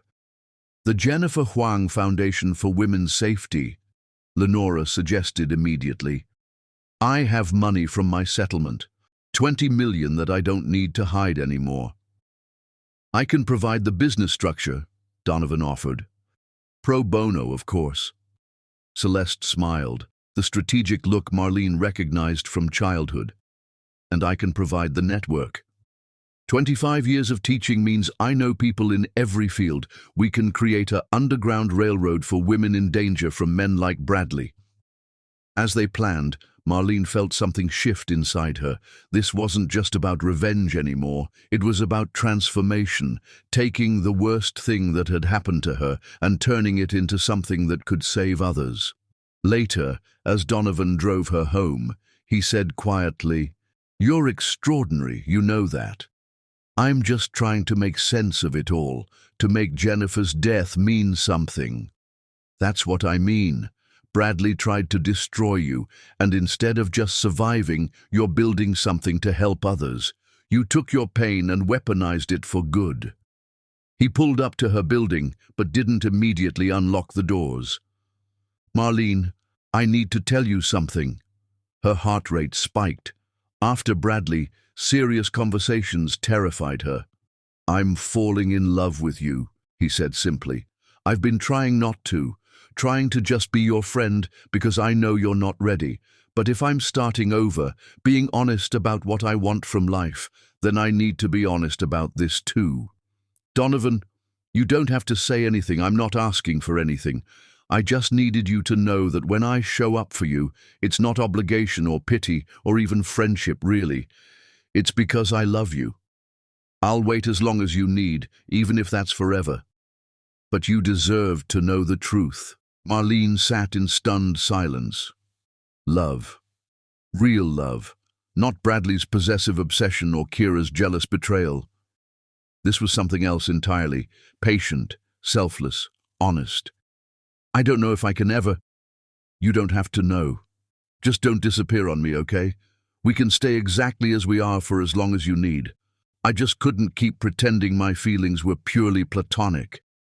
She looked at him, this man who'd protected her before he knew her, who'd helped her without asking for credit, who'd just upended his entire life to build something meaningful. The trial starts in a month, she said carefully. After it's over, after Bradley is sentenced and this chapter is closed, ask me again. Hope bloomed in his eyes. That's not a no. It's not a yes either. It's a maybe, probably if I'm honest. But I need to close this chapter first.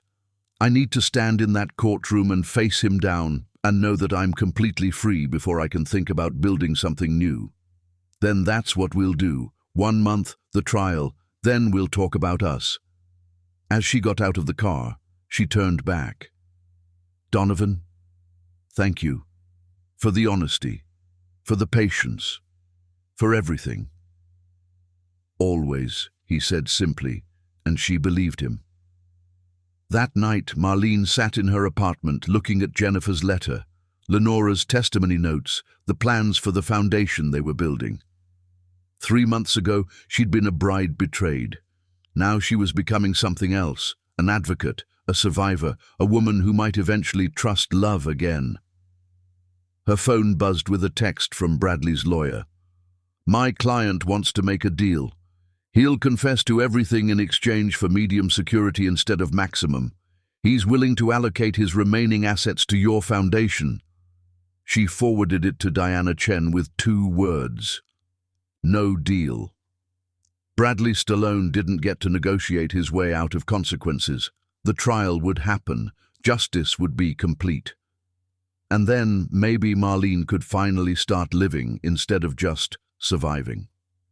Chapter 8. The Other Victims.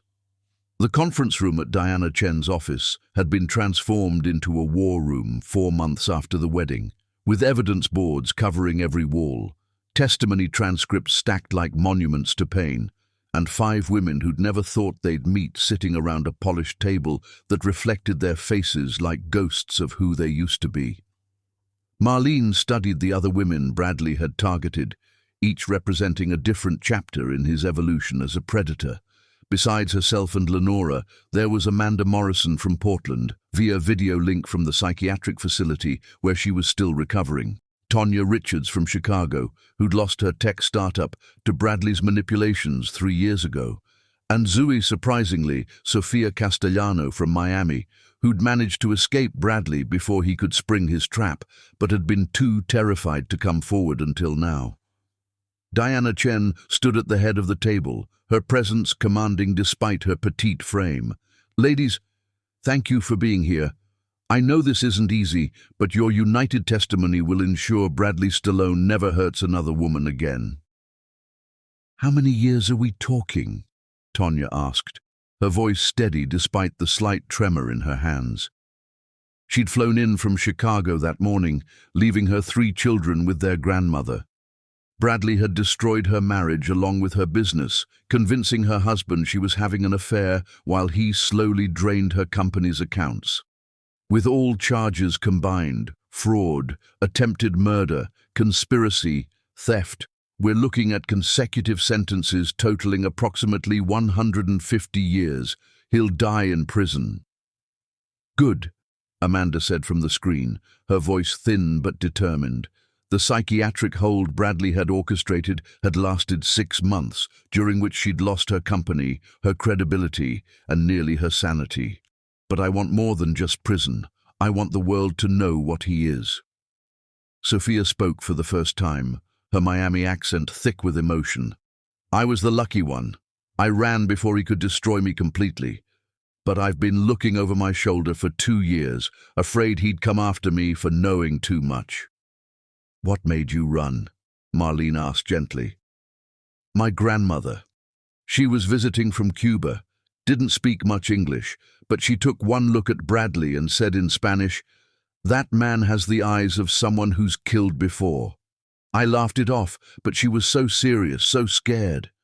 She'd seen enough evil in her life to recognize it. That night, I went through his phone while he slept, found photos of Jennifer Huang, notes about mercury poisoning, research on how to make deaths look accidental. I packed a bag and disappeared. You never went to the police? Diana asked, taking notes. A Cuban woman with no proof accusing a rich white man of planning murder. Who would have believed me? I just ran and prayed he'd find another target and forget about me. Sophia looked at Marlene. I'm sorry you became that target. When I saw your wedding video, I threw up. I knew what he'd planned for you. Lenora reached across the table, taking Sophia's hand. You survived. That's what matters. We all survived. The door opened, and Donovan entered with coffee and files. He distributed both quietly, his presence unobtrusive but supportive. When he reached Marlene, he squeezed her shoulder gently, a reminder that she wasn't alone. I have something, Tonya said suddenly, pulling out her phone. I never told anyone this because I was too ashamed. But Bradley recorded us, being intimate. He said it was for us, for when we were apart. But after he destroyed my life, he sent the videos to my husband, my board of directors, everyone, said I was a whore who deserved what I got. The room went silent with rage. Diana's pen snapped in her hand. He distributed revenge porn? That's a federal crime now, Donovan said quietly, the kind that adds decades to sentences. I have the emails he sent with the videos, Tonya continued, tears streaming down her face. I kept everything, too humiliated to show anyone, but if it helps put him away forever. It will, Diana assured her. You're brave for sharing this. All of you are. Amanda cleared her throat from the video screen. He did the same to me. The videos were part of how he convinced everyone I was having a mental breakdown, a sex addict who needed intervention. My own parents believed him. Marlene felt sick. She thought about the intimate moments she'd shared with Bradley, wondered if somewhere there were recordings waiting to surface. The violation felt fresh, even months later.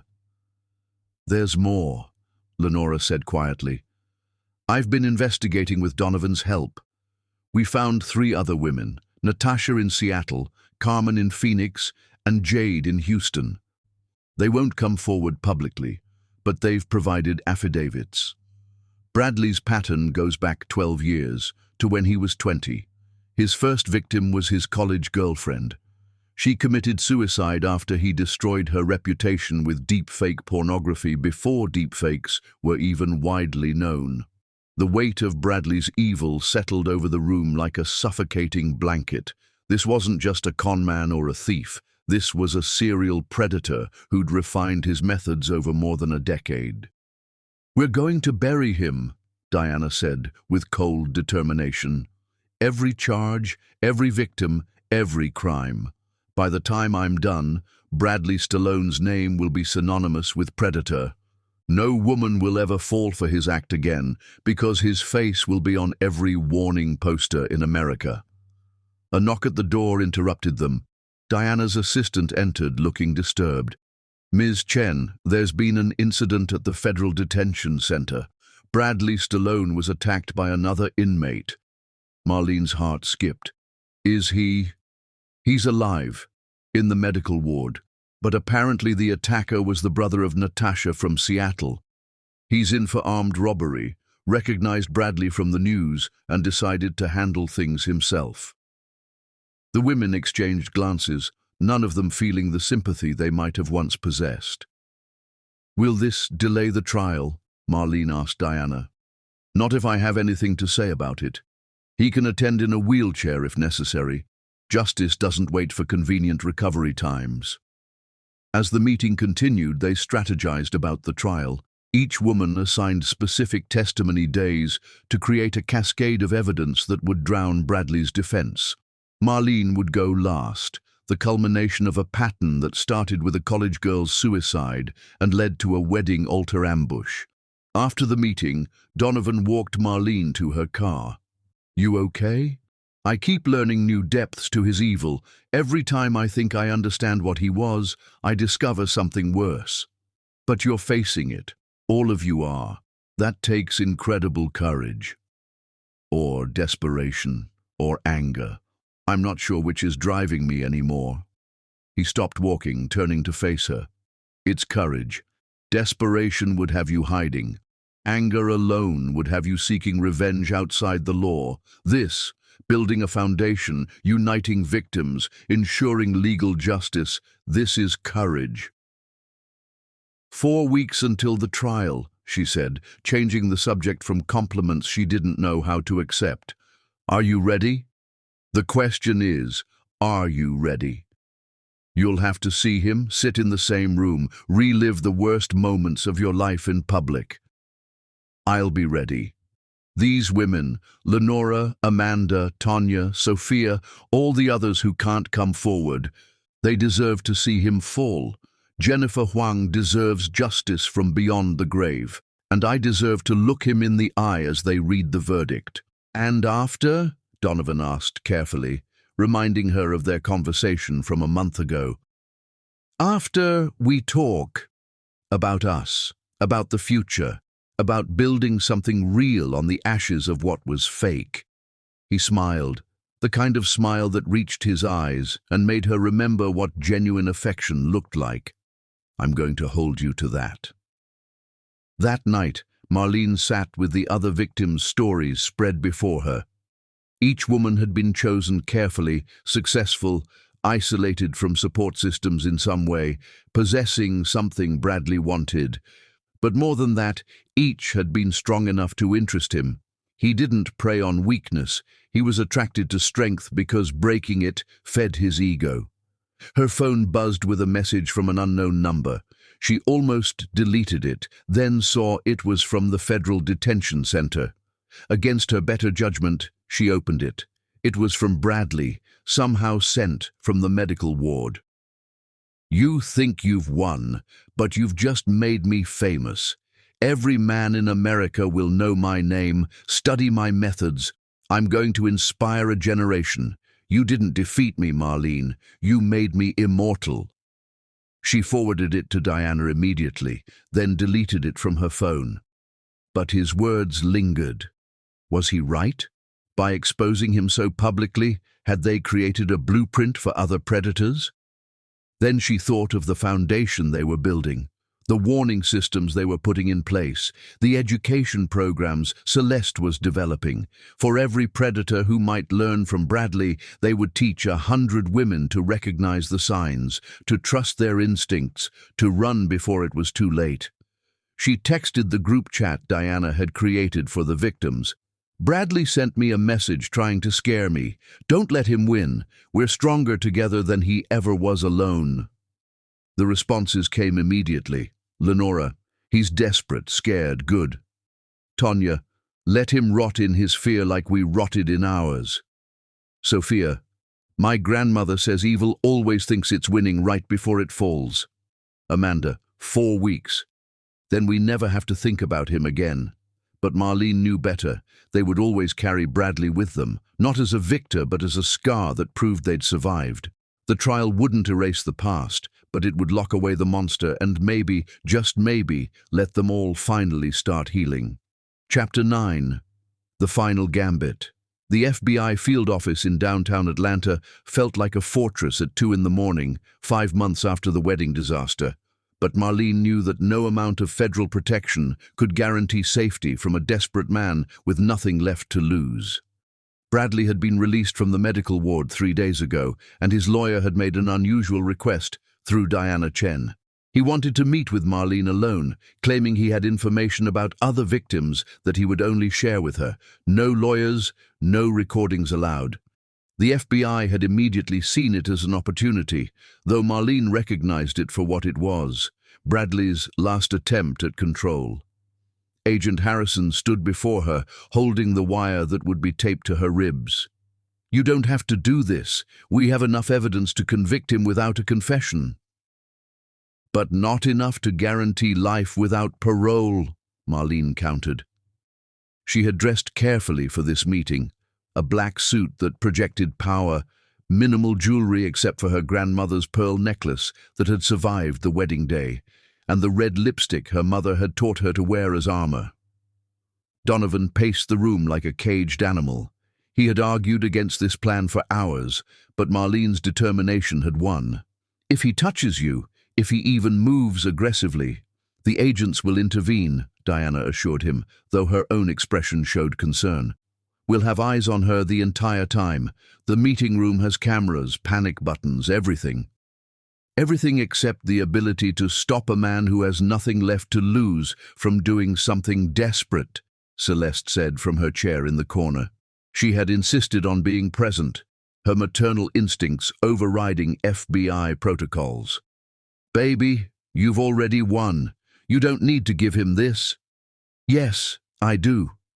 Marlene stood still as Agent Harrison's colleague, Agent Martinez, taped the wire to her skin.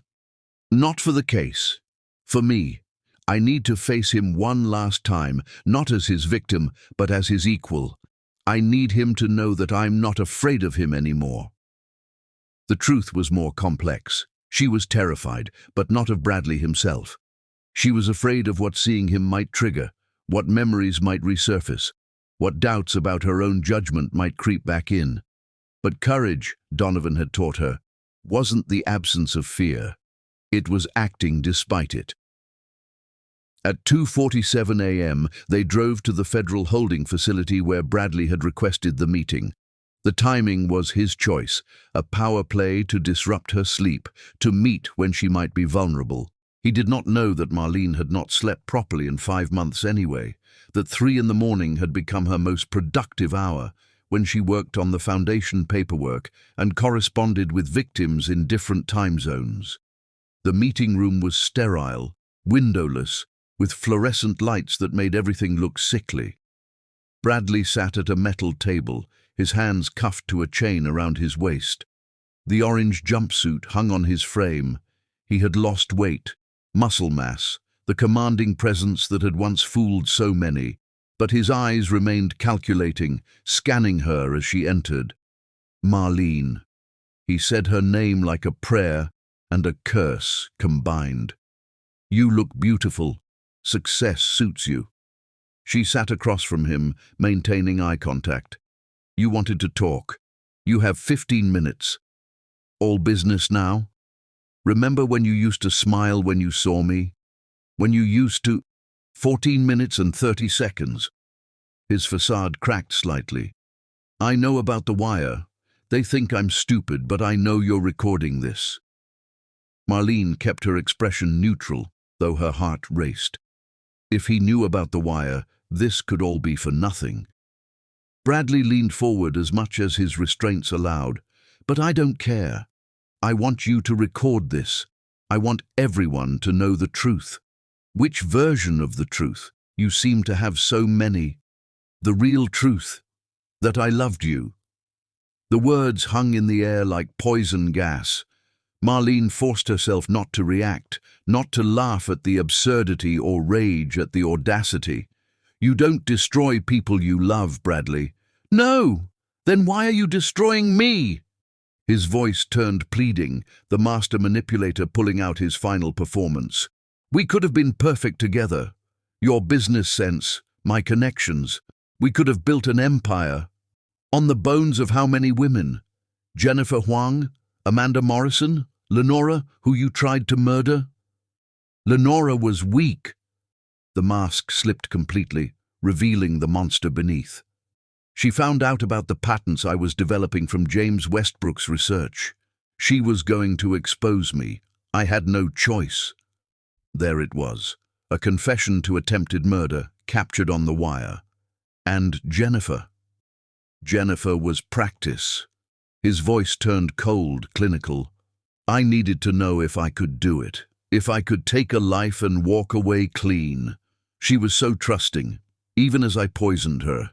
Even as I cut her brake lines, she texted me that she loved me.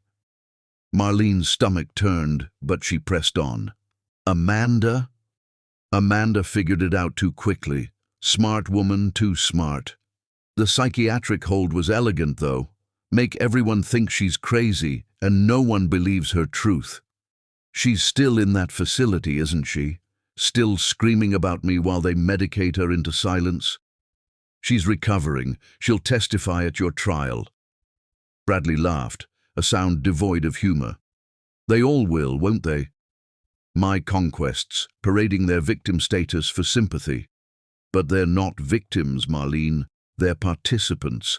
They wanted what I offered: wealth, status, the fantasy of being chosen by someone like me. Someone like you, superior, evolved beyond conventional morality.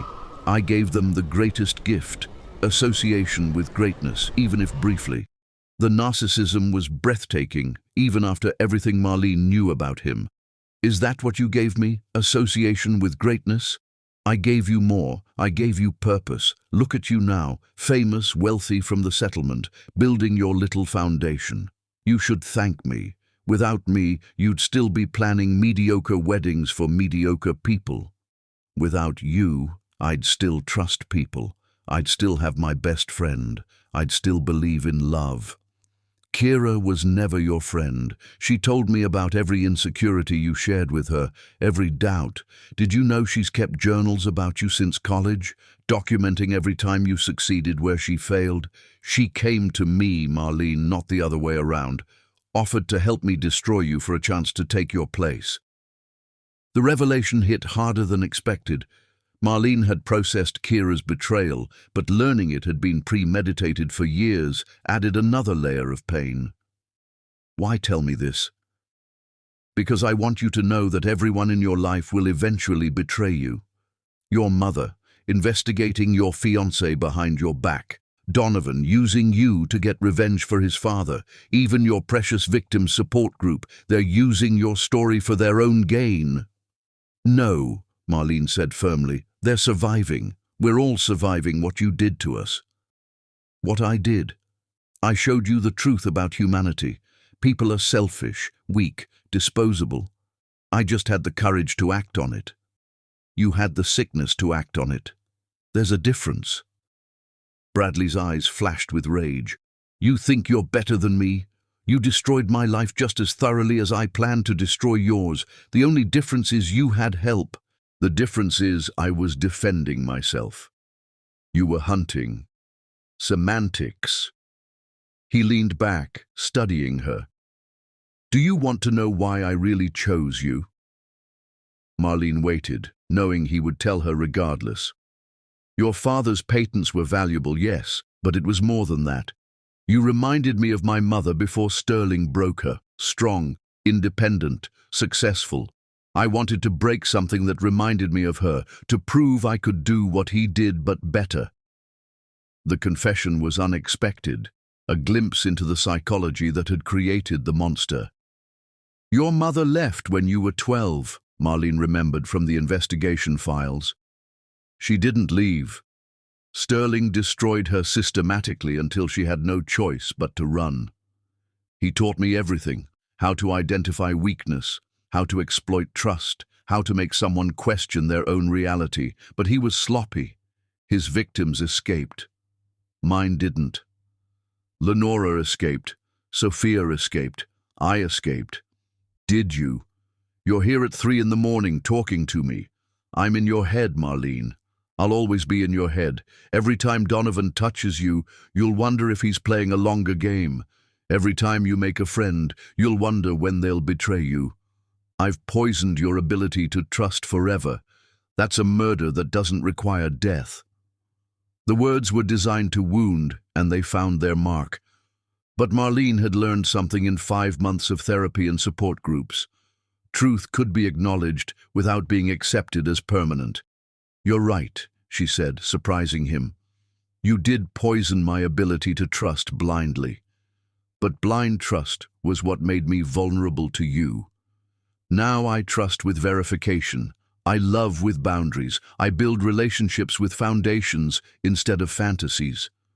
You didn't break me, Bradley. You refined me." Pretty words, but we both know the nightmares haven't stopped. The panic attacks when someone moves too quickly. The way you check locks 3 times before bed. "How do you know?" Marlene stopped, realizing. "You have someone watching me." Bradley smiled, the expression grotesque in the harsh lighting. "I have admirers, men who understand what I was trying to achieve. They send me updates, photos. You should see the one of you crying in your car outside the courthouse, beautiful in your vulnerability." Marlene's hand moved to the panic button under the table, but she didn't press it. "Not yet. Give me names." "Why would I do that?" "Because you're proud of it. Because you want me to know how far your influence reaches." "True," he considered. "Marcus Webb, investment banker, lives in your building.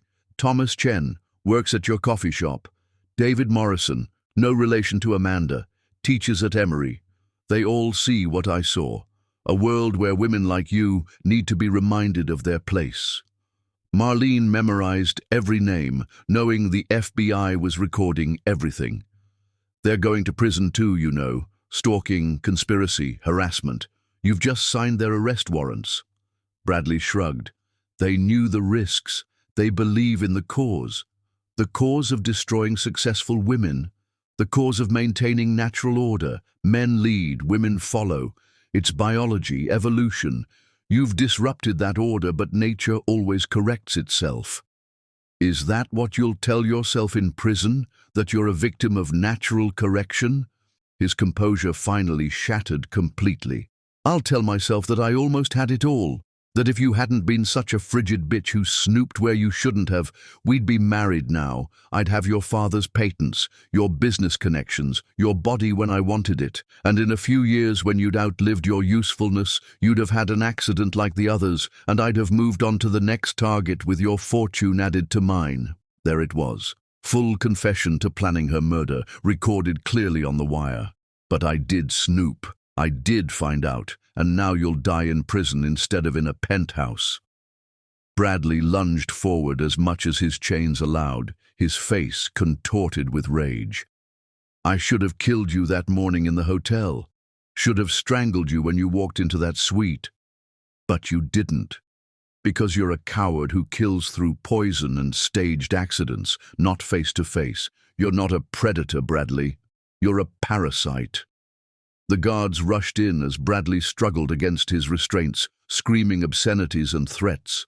As they dragged him away, he managed one last coherent sentence. "Check your brake lines, Marlene. My admirers are everywhere." Outside the facility, Marlene collapsed into Donovan's arms, the adrenaline finally crashing.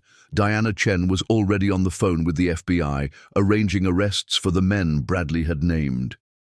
"You did it," Donovan whispered into her hair. "You got everything. Full confession to multiple murders, conspiracy, future plans. He'll never see freedom again."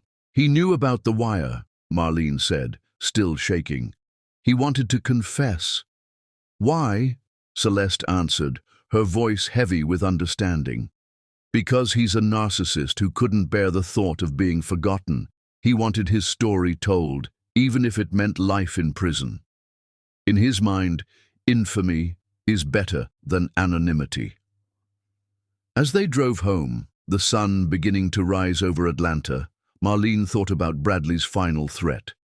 His admirers, his influence, his poison spreading even from behind bars. But she also thought about the women who'd united against him, the foundation they were building, the future that existed beyond his shadow. "The trial starts tomorrow," Diana said. "After this confession, it's really just a formality. He'll plead guilty to avoid the death penalty, take life without parole." "Good," Marlene said, meaning it. "I want this chapter closed." But she knew, as they all did, that some chapters never fully close. They just become part of your story, scar tissue that reminds you of wounds survived and strength discovered. Bradley would always be part of her history, but he would not define her future. Chapter 10. Justice and New Beginnings. The federal courthouse at 9 a.m. was surrounded by news vans and protesters, 6 months to the day after Marlene had discovered Bradley's betrayal. But inside courtroom 7, there was only the quiet rustle of papers and the weight of impending justice that made the air itself feel heavy with consequence. Bradley Stallone sat at the defendant's table in a suit that no longer fit his diminished frame, his hands shackled, his father notably absent, Sterling having fled to a non-extradition country 3 weeks prior, abandoning his son to face justice alone. The man who had once commanded rooms with his presence now looked like what he truly was: a hollow predator, finally defanged. Judge Constance Meridian entered, and the courtroom rose. Marlene stood between her mother and Donovan, feeling the strength of their presence like armor. Behind them sat Lenora, Amanda, on a special pass from her treatment facility, Tonya, Sophia, and 7 other women who had come forward after Bradley's confession went public. The army of his victims had become an army of survivors. "Mr. Stallone," Judge Meridian began, her voice carrying the weight of authority, "you have pleaded guilty to 16 counts of fraud, 4 counts of attempted murder, 2 counts of murder in the first degree, 23 counts of theft, 8 counts of distributing revenge pornography, and conspiracy to commit murder. Before I pronounce sentence, do you have anything to say?" Bradley stood slowly, turning not to the judge but to Marlene. His eyes held that same possessive gleam that had once masqueraded as love. "I loved you," he said, his voice carrying across the silent courtroom. "In my own way, I loved you more than any of them. You were going to be my masterpiece." Before Marlene could respond, Celeste Novak stood up, her voice cutting through the courtroom with maternal fury that had been contained for 6 months. "You don't know what love is, Bradley Stallone. Love protects. It doesn't destroy. Love builds up. It doesn't tear down. You're a parasite who confused possession with affection, control with care. My daughter survived you not because you loved her, but because real love surrounded her. From me, from Donovan, from these brave women who stood with her. You're about to learn what happens when you mistake a strong black woman's grace for weakness." Judge Meridian allowed the moment before continuing. "Mr. Stallone, your crimes represent a pattern of predatory behavior that spans 12 years. You've shown no remorse, only regret at being caught. You've terrorized women, destroyed lives, and ended 2 precious souls who deserved to live." Jennifer Huang was 26. Lenora Stallone, who survived your attempt, lost 4 years of her life to fear. The judge's voice hardened. "I hereby sentence you to life in federal prison without the possibility of parole, sentences to run consecutively for each count. You will serve your time in ADX Florence, in solitary confinement for the first 25 years due to the continued threat you pose to others. You will have no access to computers, no ability to communicate with the outside world beyond approved legal correspondence. Your assets have been liquidated and will be distributed among your victims." Bradley's composure finally shattered. "You can't do this. Solitary for 25 years? That's cruel and unusual. I have rights." "Your victims had rights too," Judge Meridian responded coldly. "The right to live without fear, to build their lives without predation, to trust without betrayal. You systematically violated those rights. This sentence is justice, not cruelty. Marshal, remove the defendant." As they dragged Bradley away, he screamed Marlene's name repeatedly, declarations of love mixed with threats, until his voice faded down the corridor and into the silence of his new permanent reality, a concrete cell where his manipulations would echo only off walls that couldn't be charmed or threatened into submission. The courtroom erupted in tears and embraces. Amanda collapsed against Tonya, sobbing with relief. Lenora stood perfectly still, as if afraid movement might shatter the reality that her tormentor was finally gone. Sophia crossed herself and whispered prayers in Spanish. But Marlene felt something different, not relief or joy, but a strange emptiness. The monster was caged, but the space he'd occupied in her life, even as an enemy, was now vacant. Donovan seemed to understand. He took her hand gently. "It's okay to feel lost right now. You've been fighting so long, it's normal to not know what comes after victory." Diana Chen approached them. "There's more. The 3 men Bradley named as his admirers were arrested this morning. Marcus Webb had photographs of you spanning 3 months. Thomas Chen had been poisoning your coffee with mild sedatives, not enough to harm, just to make you feel unstable. David Morrison was planning something worse, but we stopped him in time." The revelation should have terrified Marlene, but instead she felt a surge of power. Even with his network, even with his planning, they had all failed. She had won. Outside the courthouse, reporters swarmed, but Marlene had prepared a statement. She stood at the microphones, flanked by the other survivors, and spoke with the clarity that comes from absolute truth. Today, justice was served. But this isn't just about Bradley Stallone. This is about every woman who's been told she's crazy for sensing danger, every victim who's been blamed for their predator's actions. We stand here not as victims, but as proof that survival is possible, that justice, though sometimes slow, does come. The Jennifer Huang Foundation for Women's Safety launches today, funded by the very wealth Bradley stole from his victims. He tried to build an empire on our bones. Instead, we're building a fortress where future women can find safety. The crowd erupted in applause, but Marlene was already walking away, done with the public spectacle of her pain. 6 hours later, 3 p.m. The Novak family church had been transformed with simple elegance, white roses and lilies, candlelight casting warm shadows on the stained glass, and only 50 guests instead of the 300 who'd witnessed her humiliation 6 months ago. But this was perfect, intimate, real, in a way her first wedding had never been. Marlene stood in the preparation room, wearing a simple ivory dress that her grandmother had worn in 1952, altered to fit perfectly. No $10,000 designer gown, no excessive jewelry, just the pearl necklace that had witnessed everything and survived intact. Celeste entered, tears already streaming. "You don't have to do this today, baby. I know it was Donovan's idea to reclaim the date, but—" "It was my idea, Mom," Marlene corrected, taking her mother's hands. 6 months ago, on this exact date, my life exploded. Today, I'm choosing to rebuild it. Bradley doesn't get to own this date forever. And Donovan, are you marrying him because you love him or because I chose him?" Marlene smiled, remembering all the quiet moments of the past 6 months. Donovan bringing coffee exactly how she liked it without being asked. Donovan standing guard while she testified. Donovan building his new company specifically to help women like her protect their assets.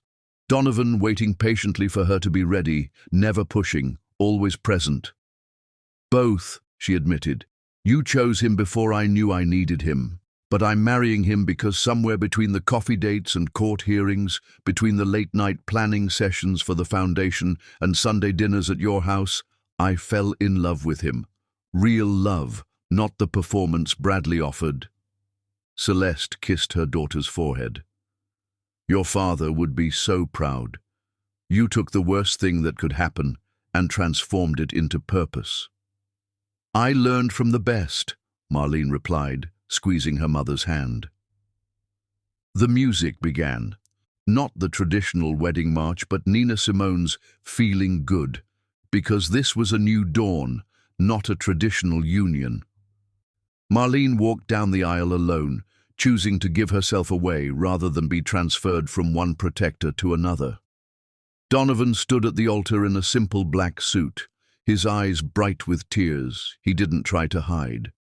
Beside him stood his mother Eleanor, and surprisingly, Lenora Stallone as a bridesmaid, the woman who'd shared Bradley's name now standing as witness to Marlene choosing a different path. Reverend Thompson, who had been prepared to marry her to Bradley 6 months ago, now spoke different words. "We gather today, not in spite of the past, but because of it." Marlene and Donovan found each other in the darkness and chose to be each other's light. When it came time for vows, Donovan went first, his voice steady and sure. "Marlene, I've loved you since you outbid me for that Miles Davis album 3 years ago. I've loved you through investigation and revelation, through triumph and trial. You asked me once why I helped without asking for anything in return. The answer is simple. Your strength in surviving made me want to be worthy of standing beside you. I promised to never dim your light, to support without suffocating, to love without possessing. You are not mine to own but mine to cherish, and I will spend every day earning the gift of your trust." Marlene felt tears she hadn't cried through 6 months of trauma finally fall freely. When she spoke her vows, her voice carried the power of absolute certainty. "Donovan, you showed me that real love doesn't announce itself with grand gestures and hollow promises. It shows up with coffee and quiet support. It builds foundations instead of cages. It celebrates strength instead of trying to break it. 6 months ago, I thought I knew what love was. I was wrong. You taught me that love is patient action, not passionate words. Love is standing guard while someone heals, not rushing them to recover. You waited for me to be ready, and now I am. Ready to build something real, something lasting, something that Bradley could never understand because it's based on equality, not control. I choose you, not because my mother chose you first, but because you chose to be the man worth choosing." "The rings?" Reverend Thompson asked. Amara stepped forward with 2 simple gold bands. No diamonds, no extravagance, just unbroken circles representing unbroken promises. As they exchanged rings, Marlene noticed movement in the back of the church. Kira stood in the doorway, heavily pregnant now, tears streaming down her face. For a moment their eyes met, betrayer and betrayed, former friends who'd loved and lost each other to a man's manipulation. Marlene nodded once, permission to stay, and Kira slipped into the last pew. "I now pronounce you husband and wife. Donovan, you may kiss your bride." The kiss was gentle, respectful, a promise rather than a possession. The small gathering erupted in applause, and Marlene felt the empty space Bradley had left fill with something better, genuine love, community support, and a future built on truth rather than lies. At the reception in Celeste's backyard, surrounded by fairy lights and the people who truly stood by her, Marlene watched Donovan dance with his mother, saw her own mother teaching Lenora to laugh again, observed Amanda and Tonya planning their own recoveries with newfound hope. Diana Chen approached with champagne and news. Bradley was processed into ADX Florence an hour ago. He's in solitary, no windows, no human contact except guards. He'll die there, alone with his narcissism. "Good," Marlene said and meant it. Then, softer, "May he find whatever peace a soul like his can find." As the evening wound down, Donovan found her standing alone by her mother's rose garden, the same roses she'd helped plant as a child while learning that beautiful things could grow from dirt if properly tended. "No regrets?" he asked, wrapping his arms around her from behind. "None," she answered, leaning into his warmth. 6 months ago, I was marrying an illusion. Today, I married reality. Messy, complicated, beautiful reality.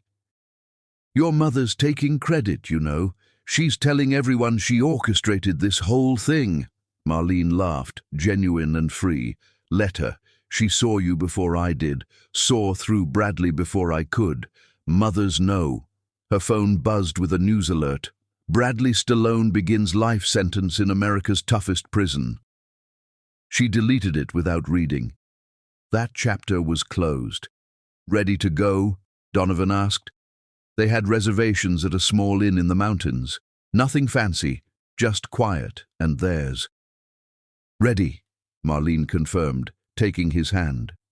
As they drove away, Marlene caught a glimpse of herself in the side mirror, her red lipstick perfect, her grandmother's pearls gleaming, her wedding ring simple and real.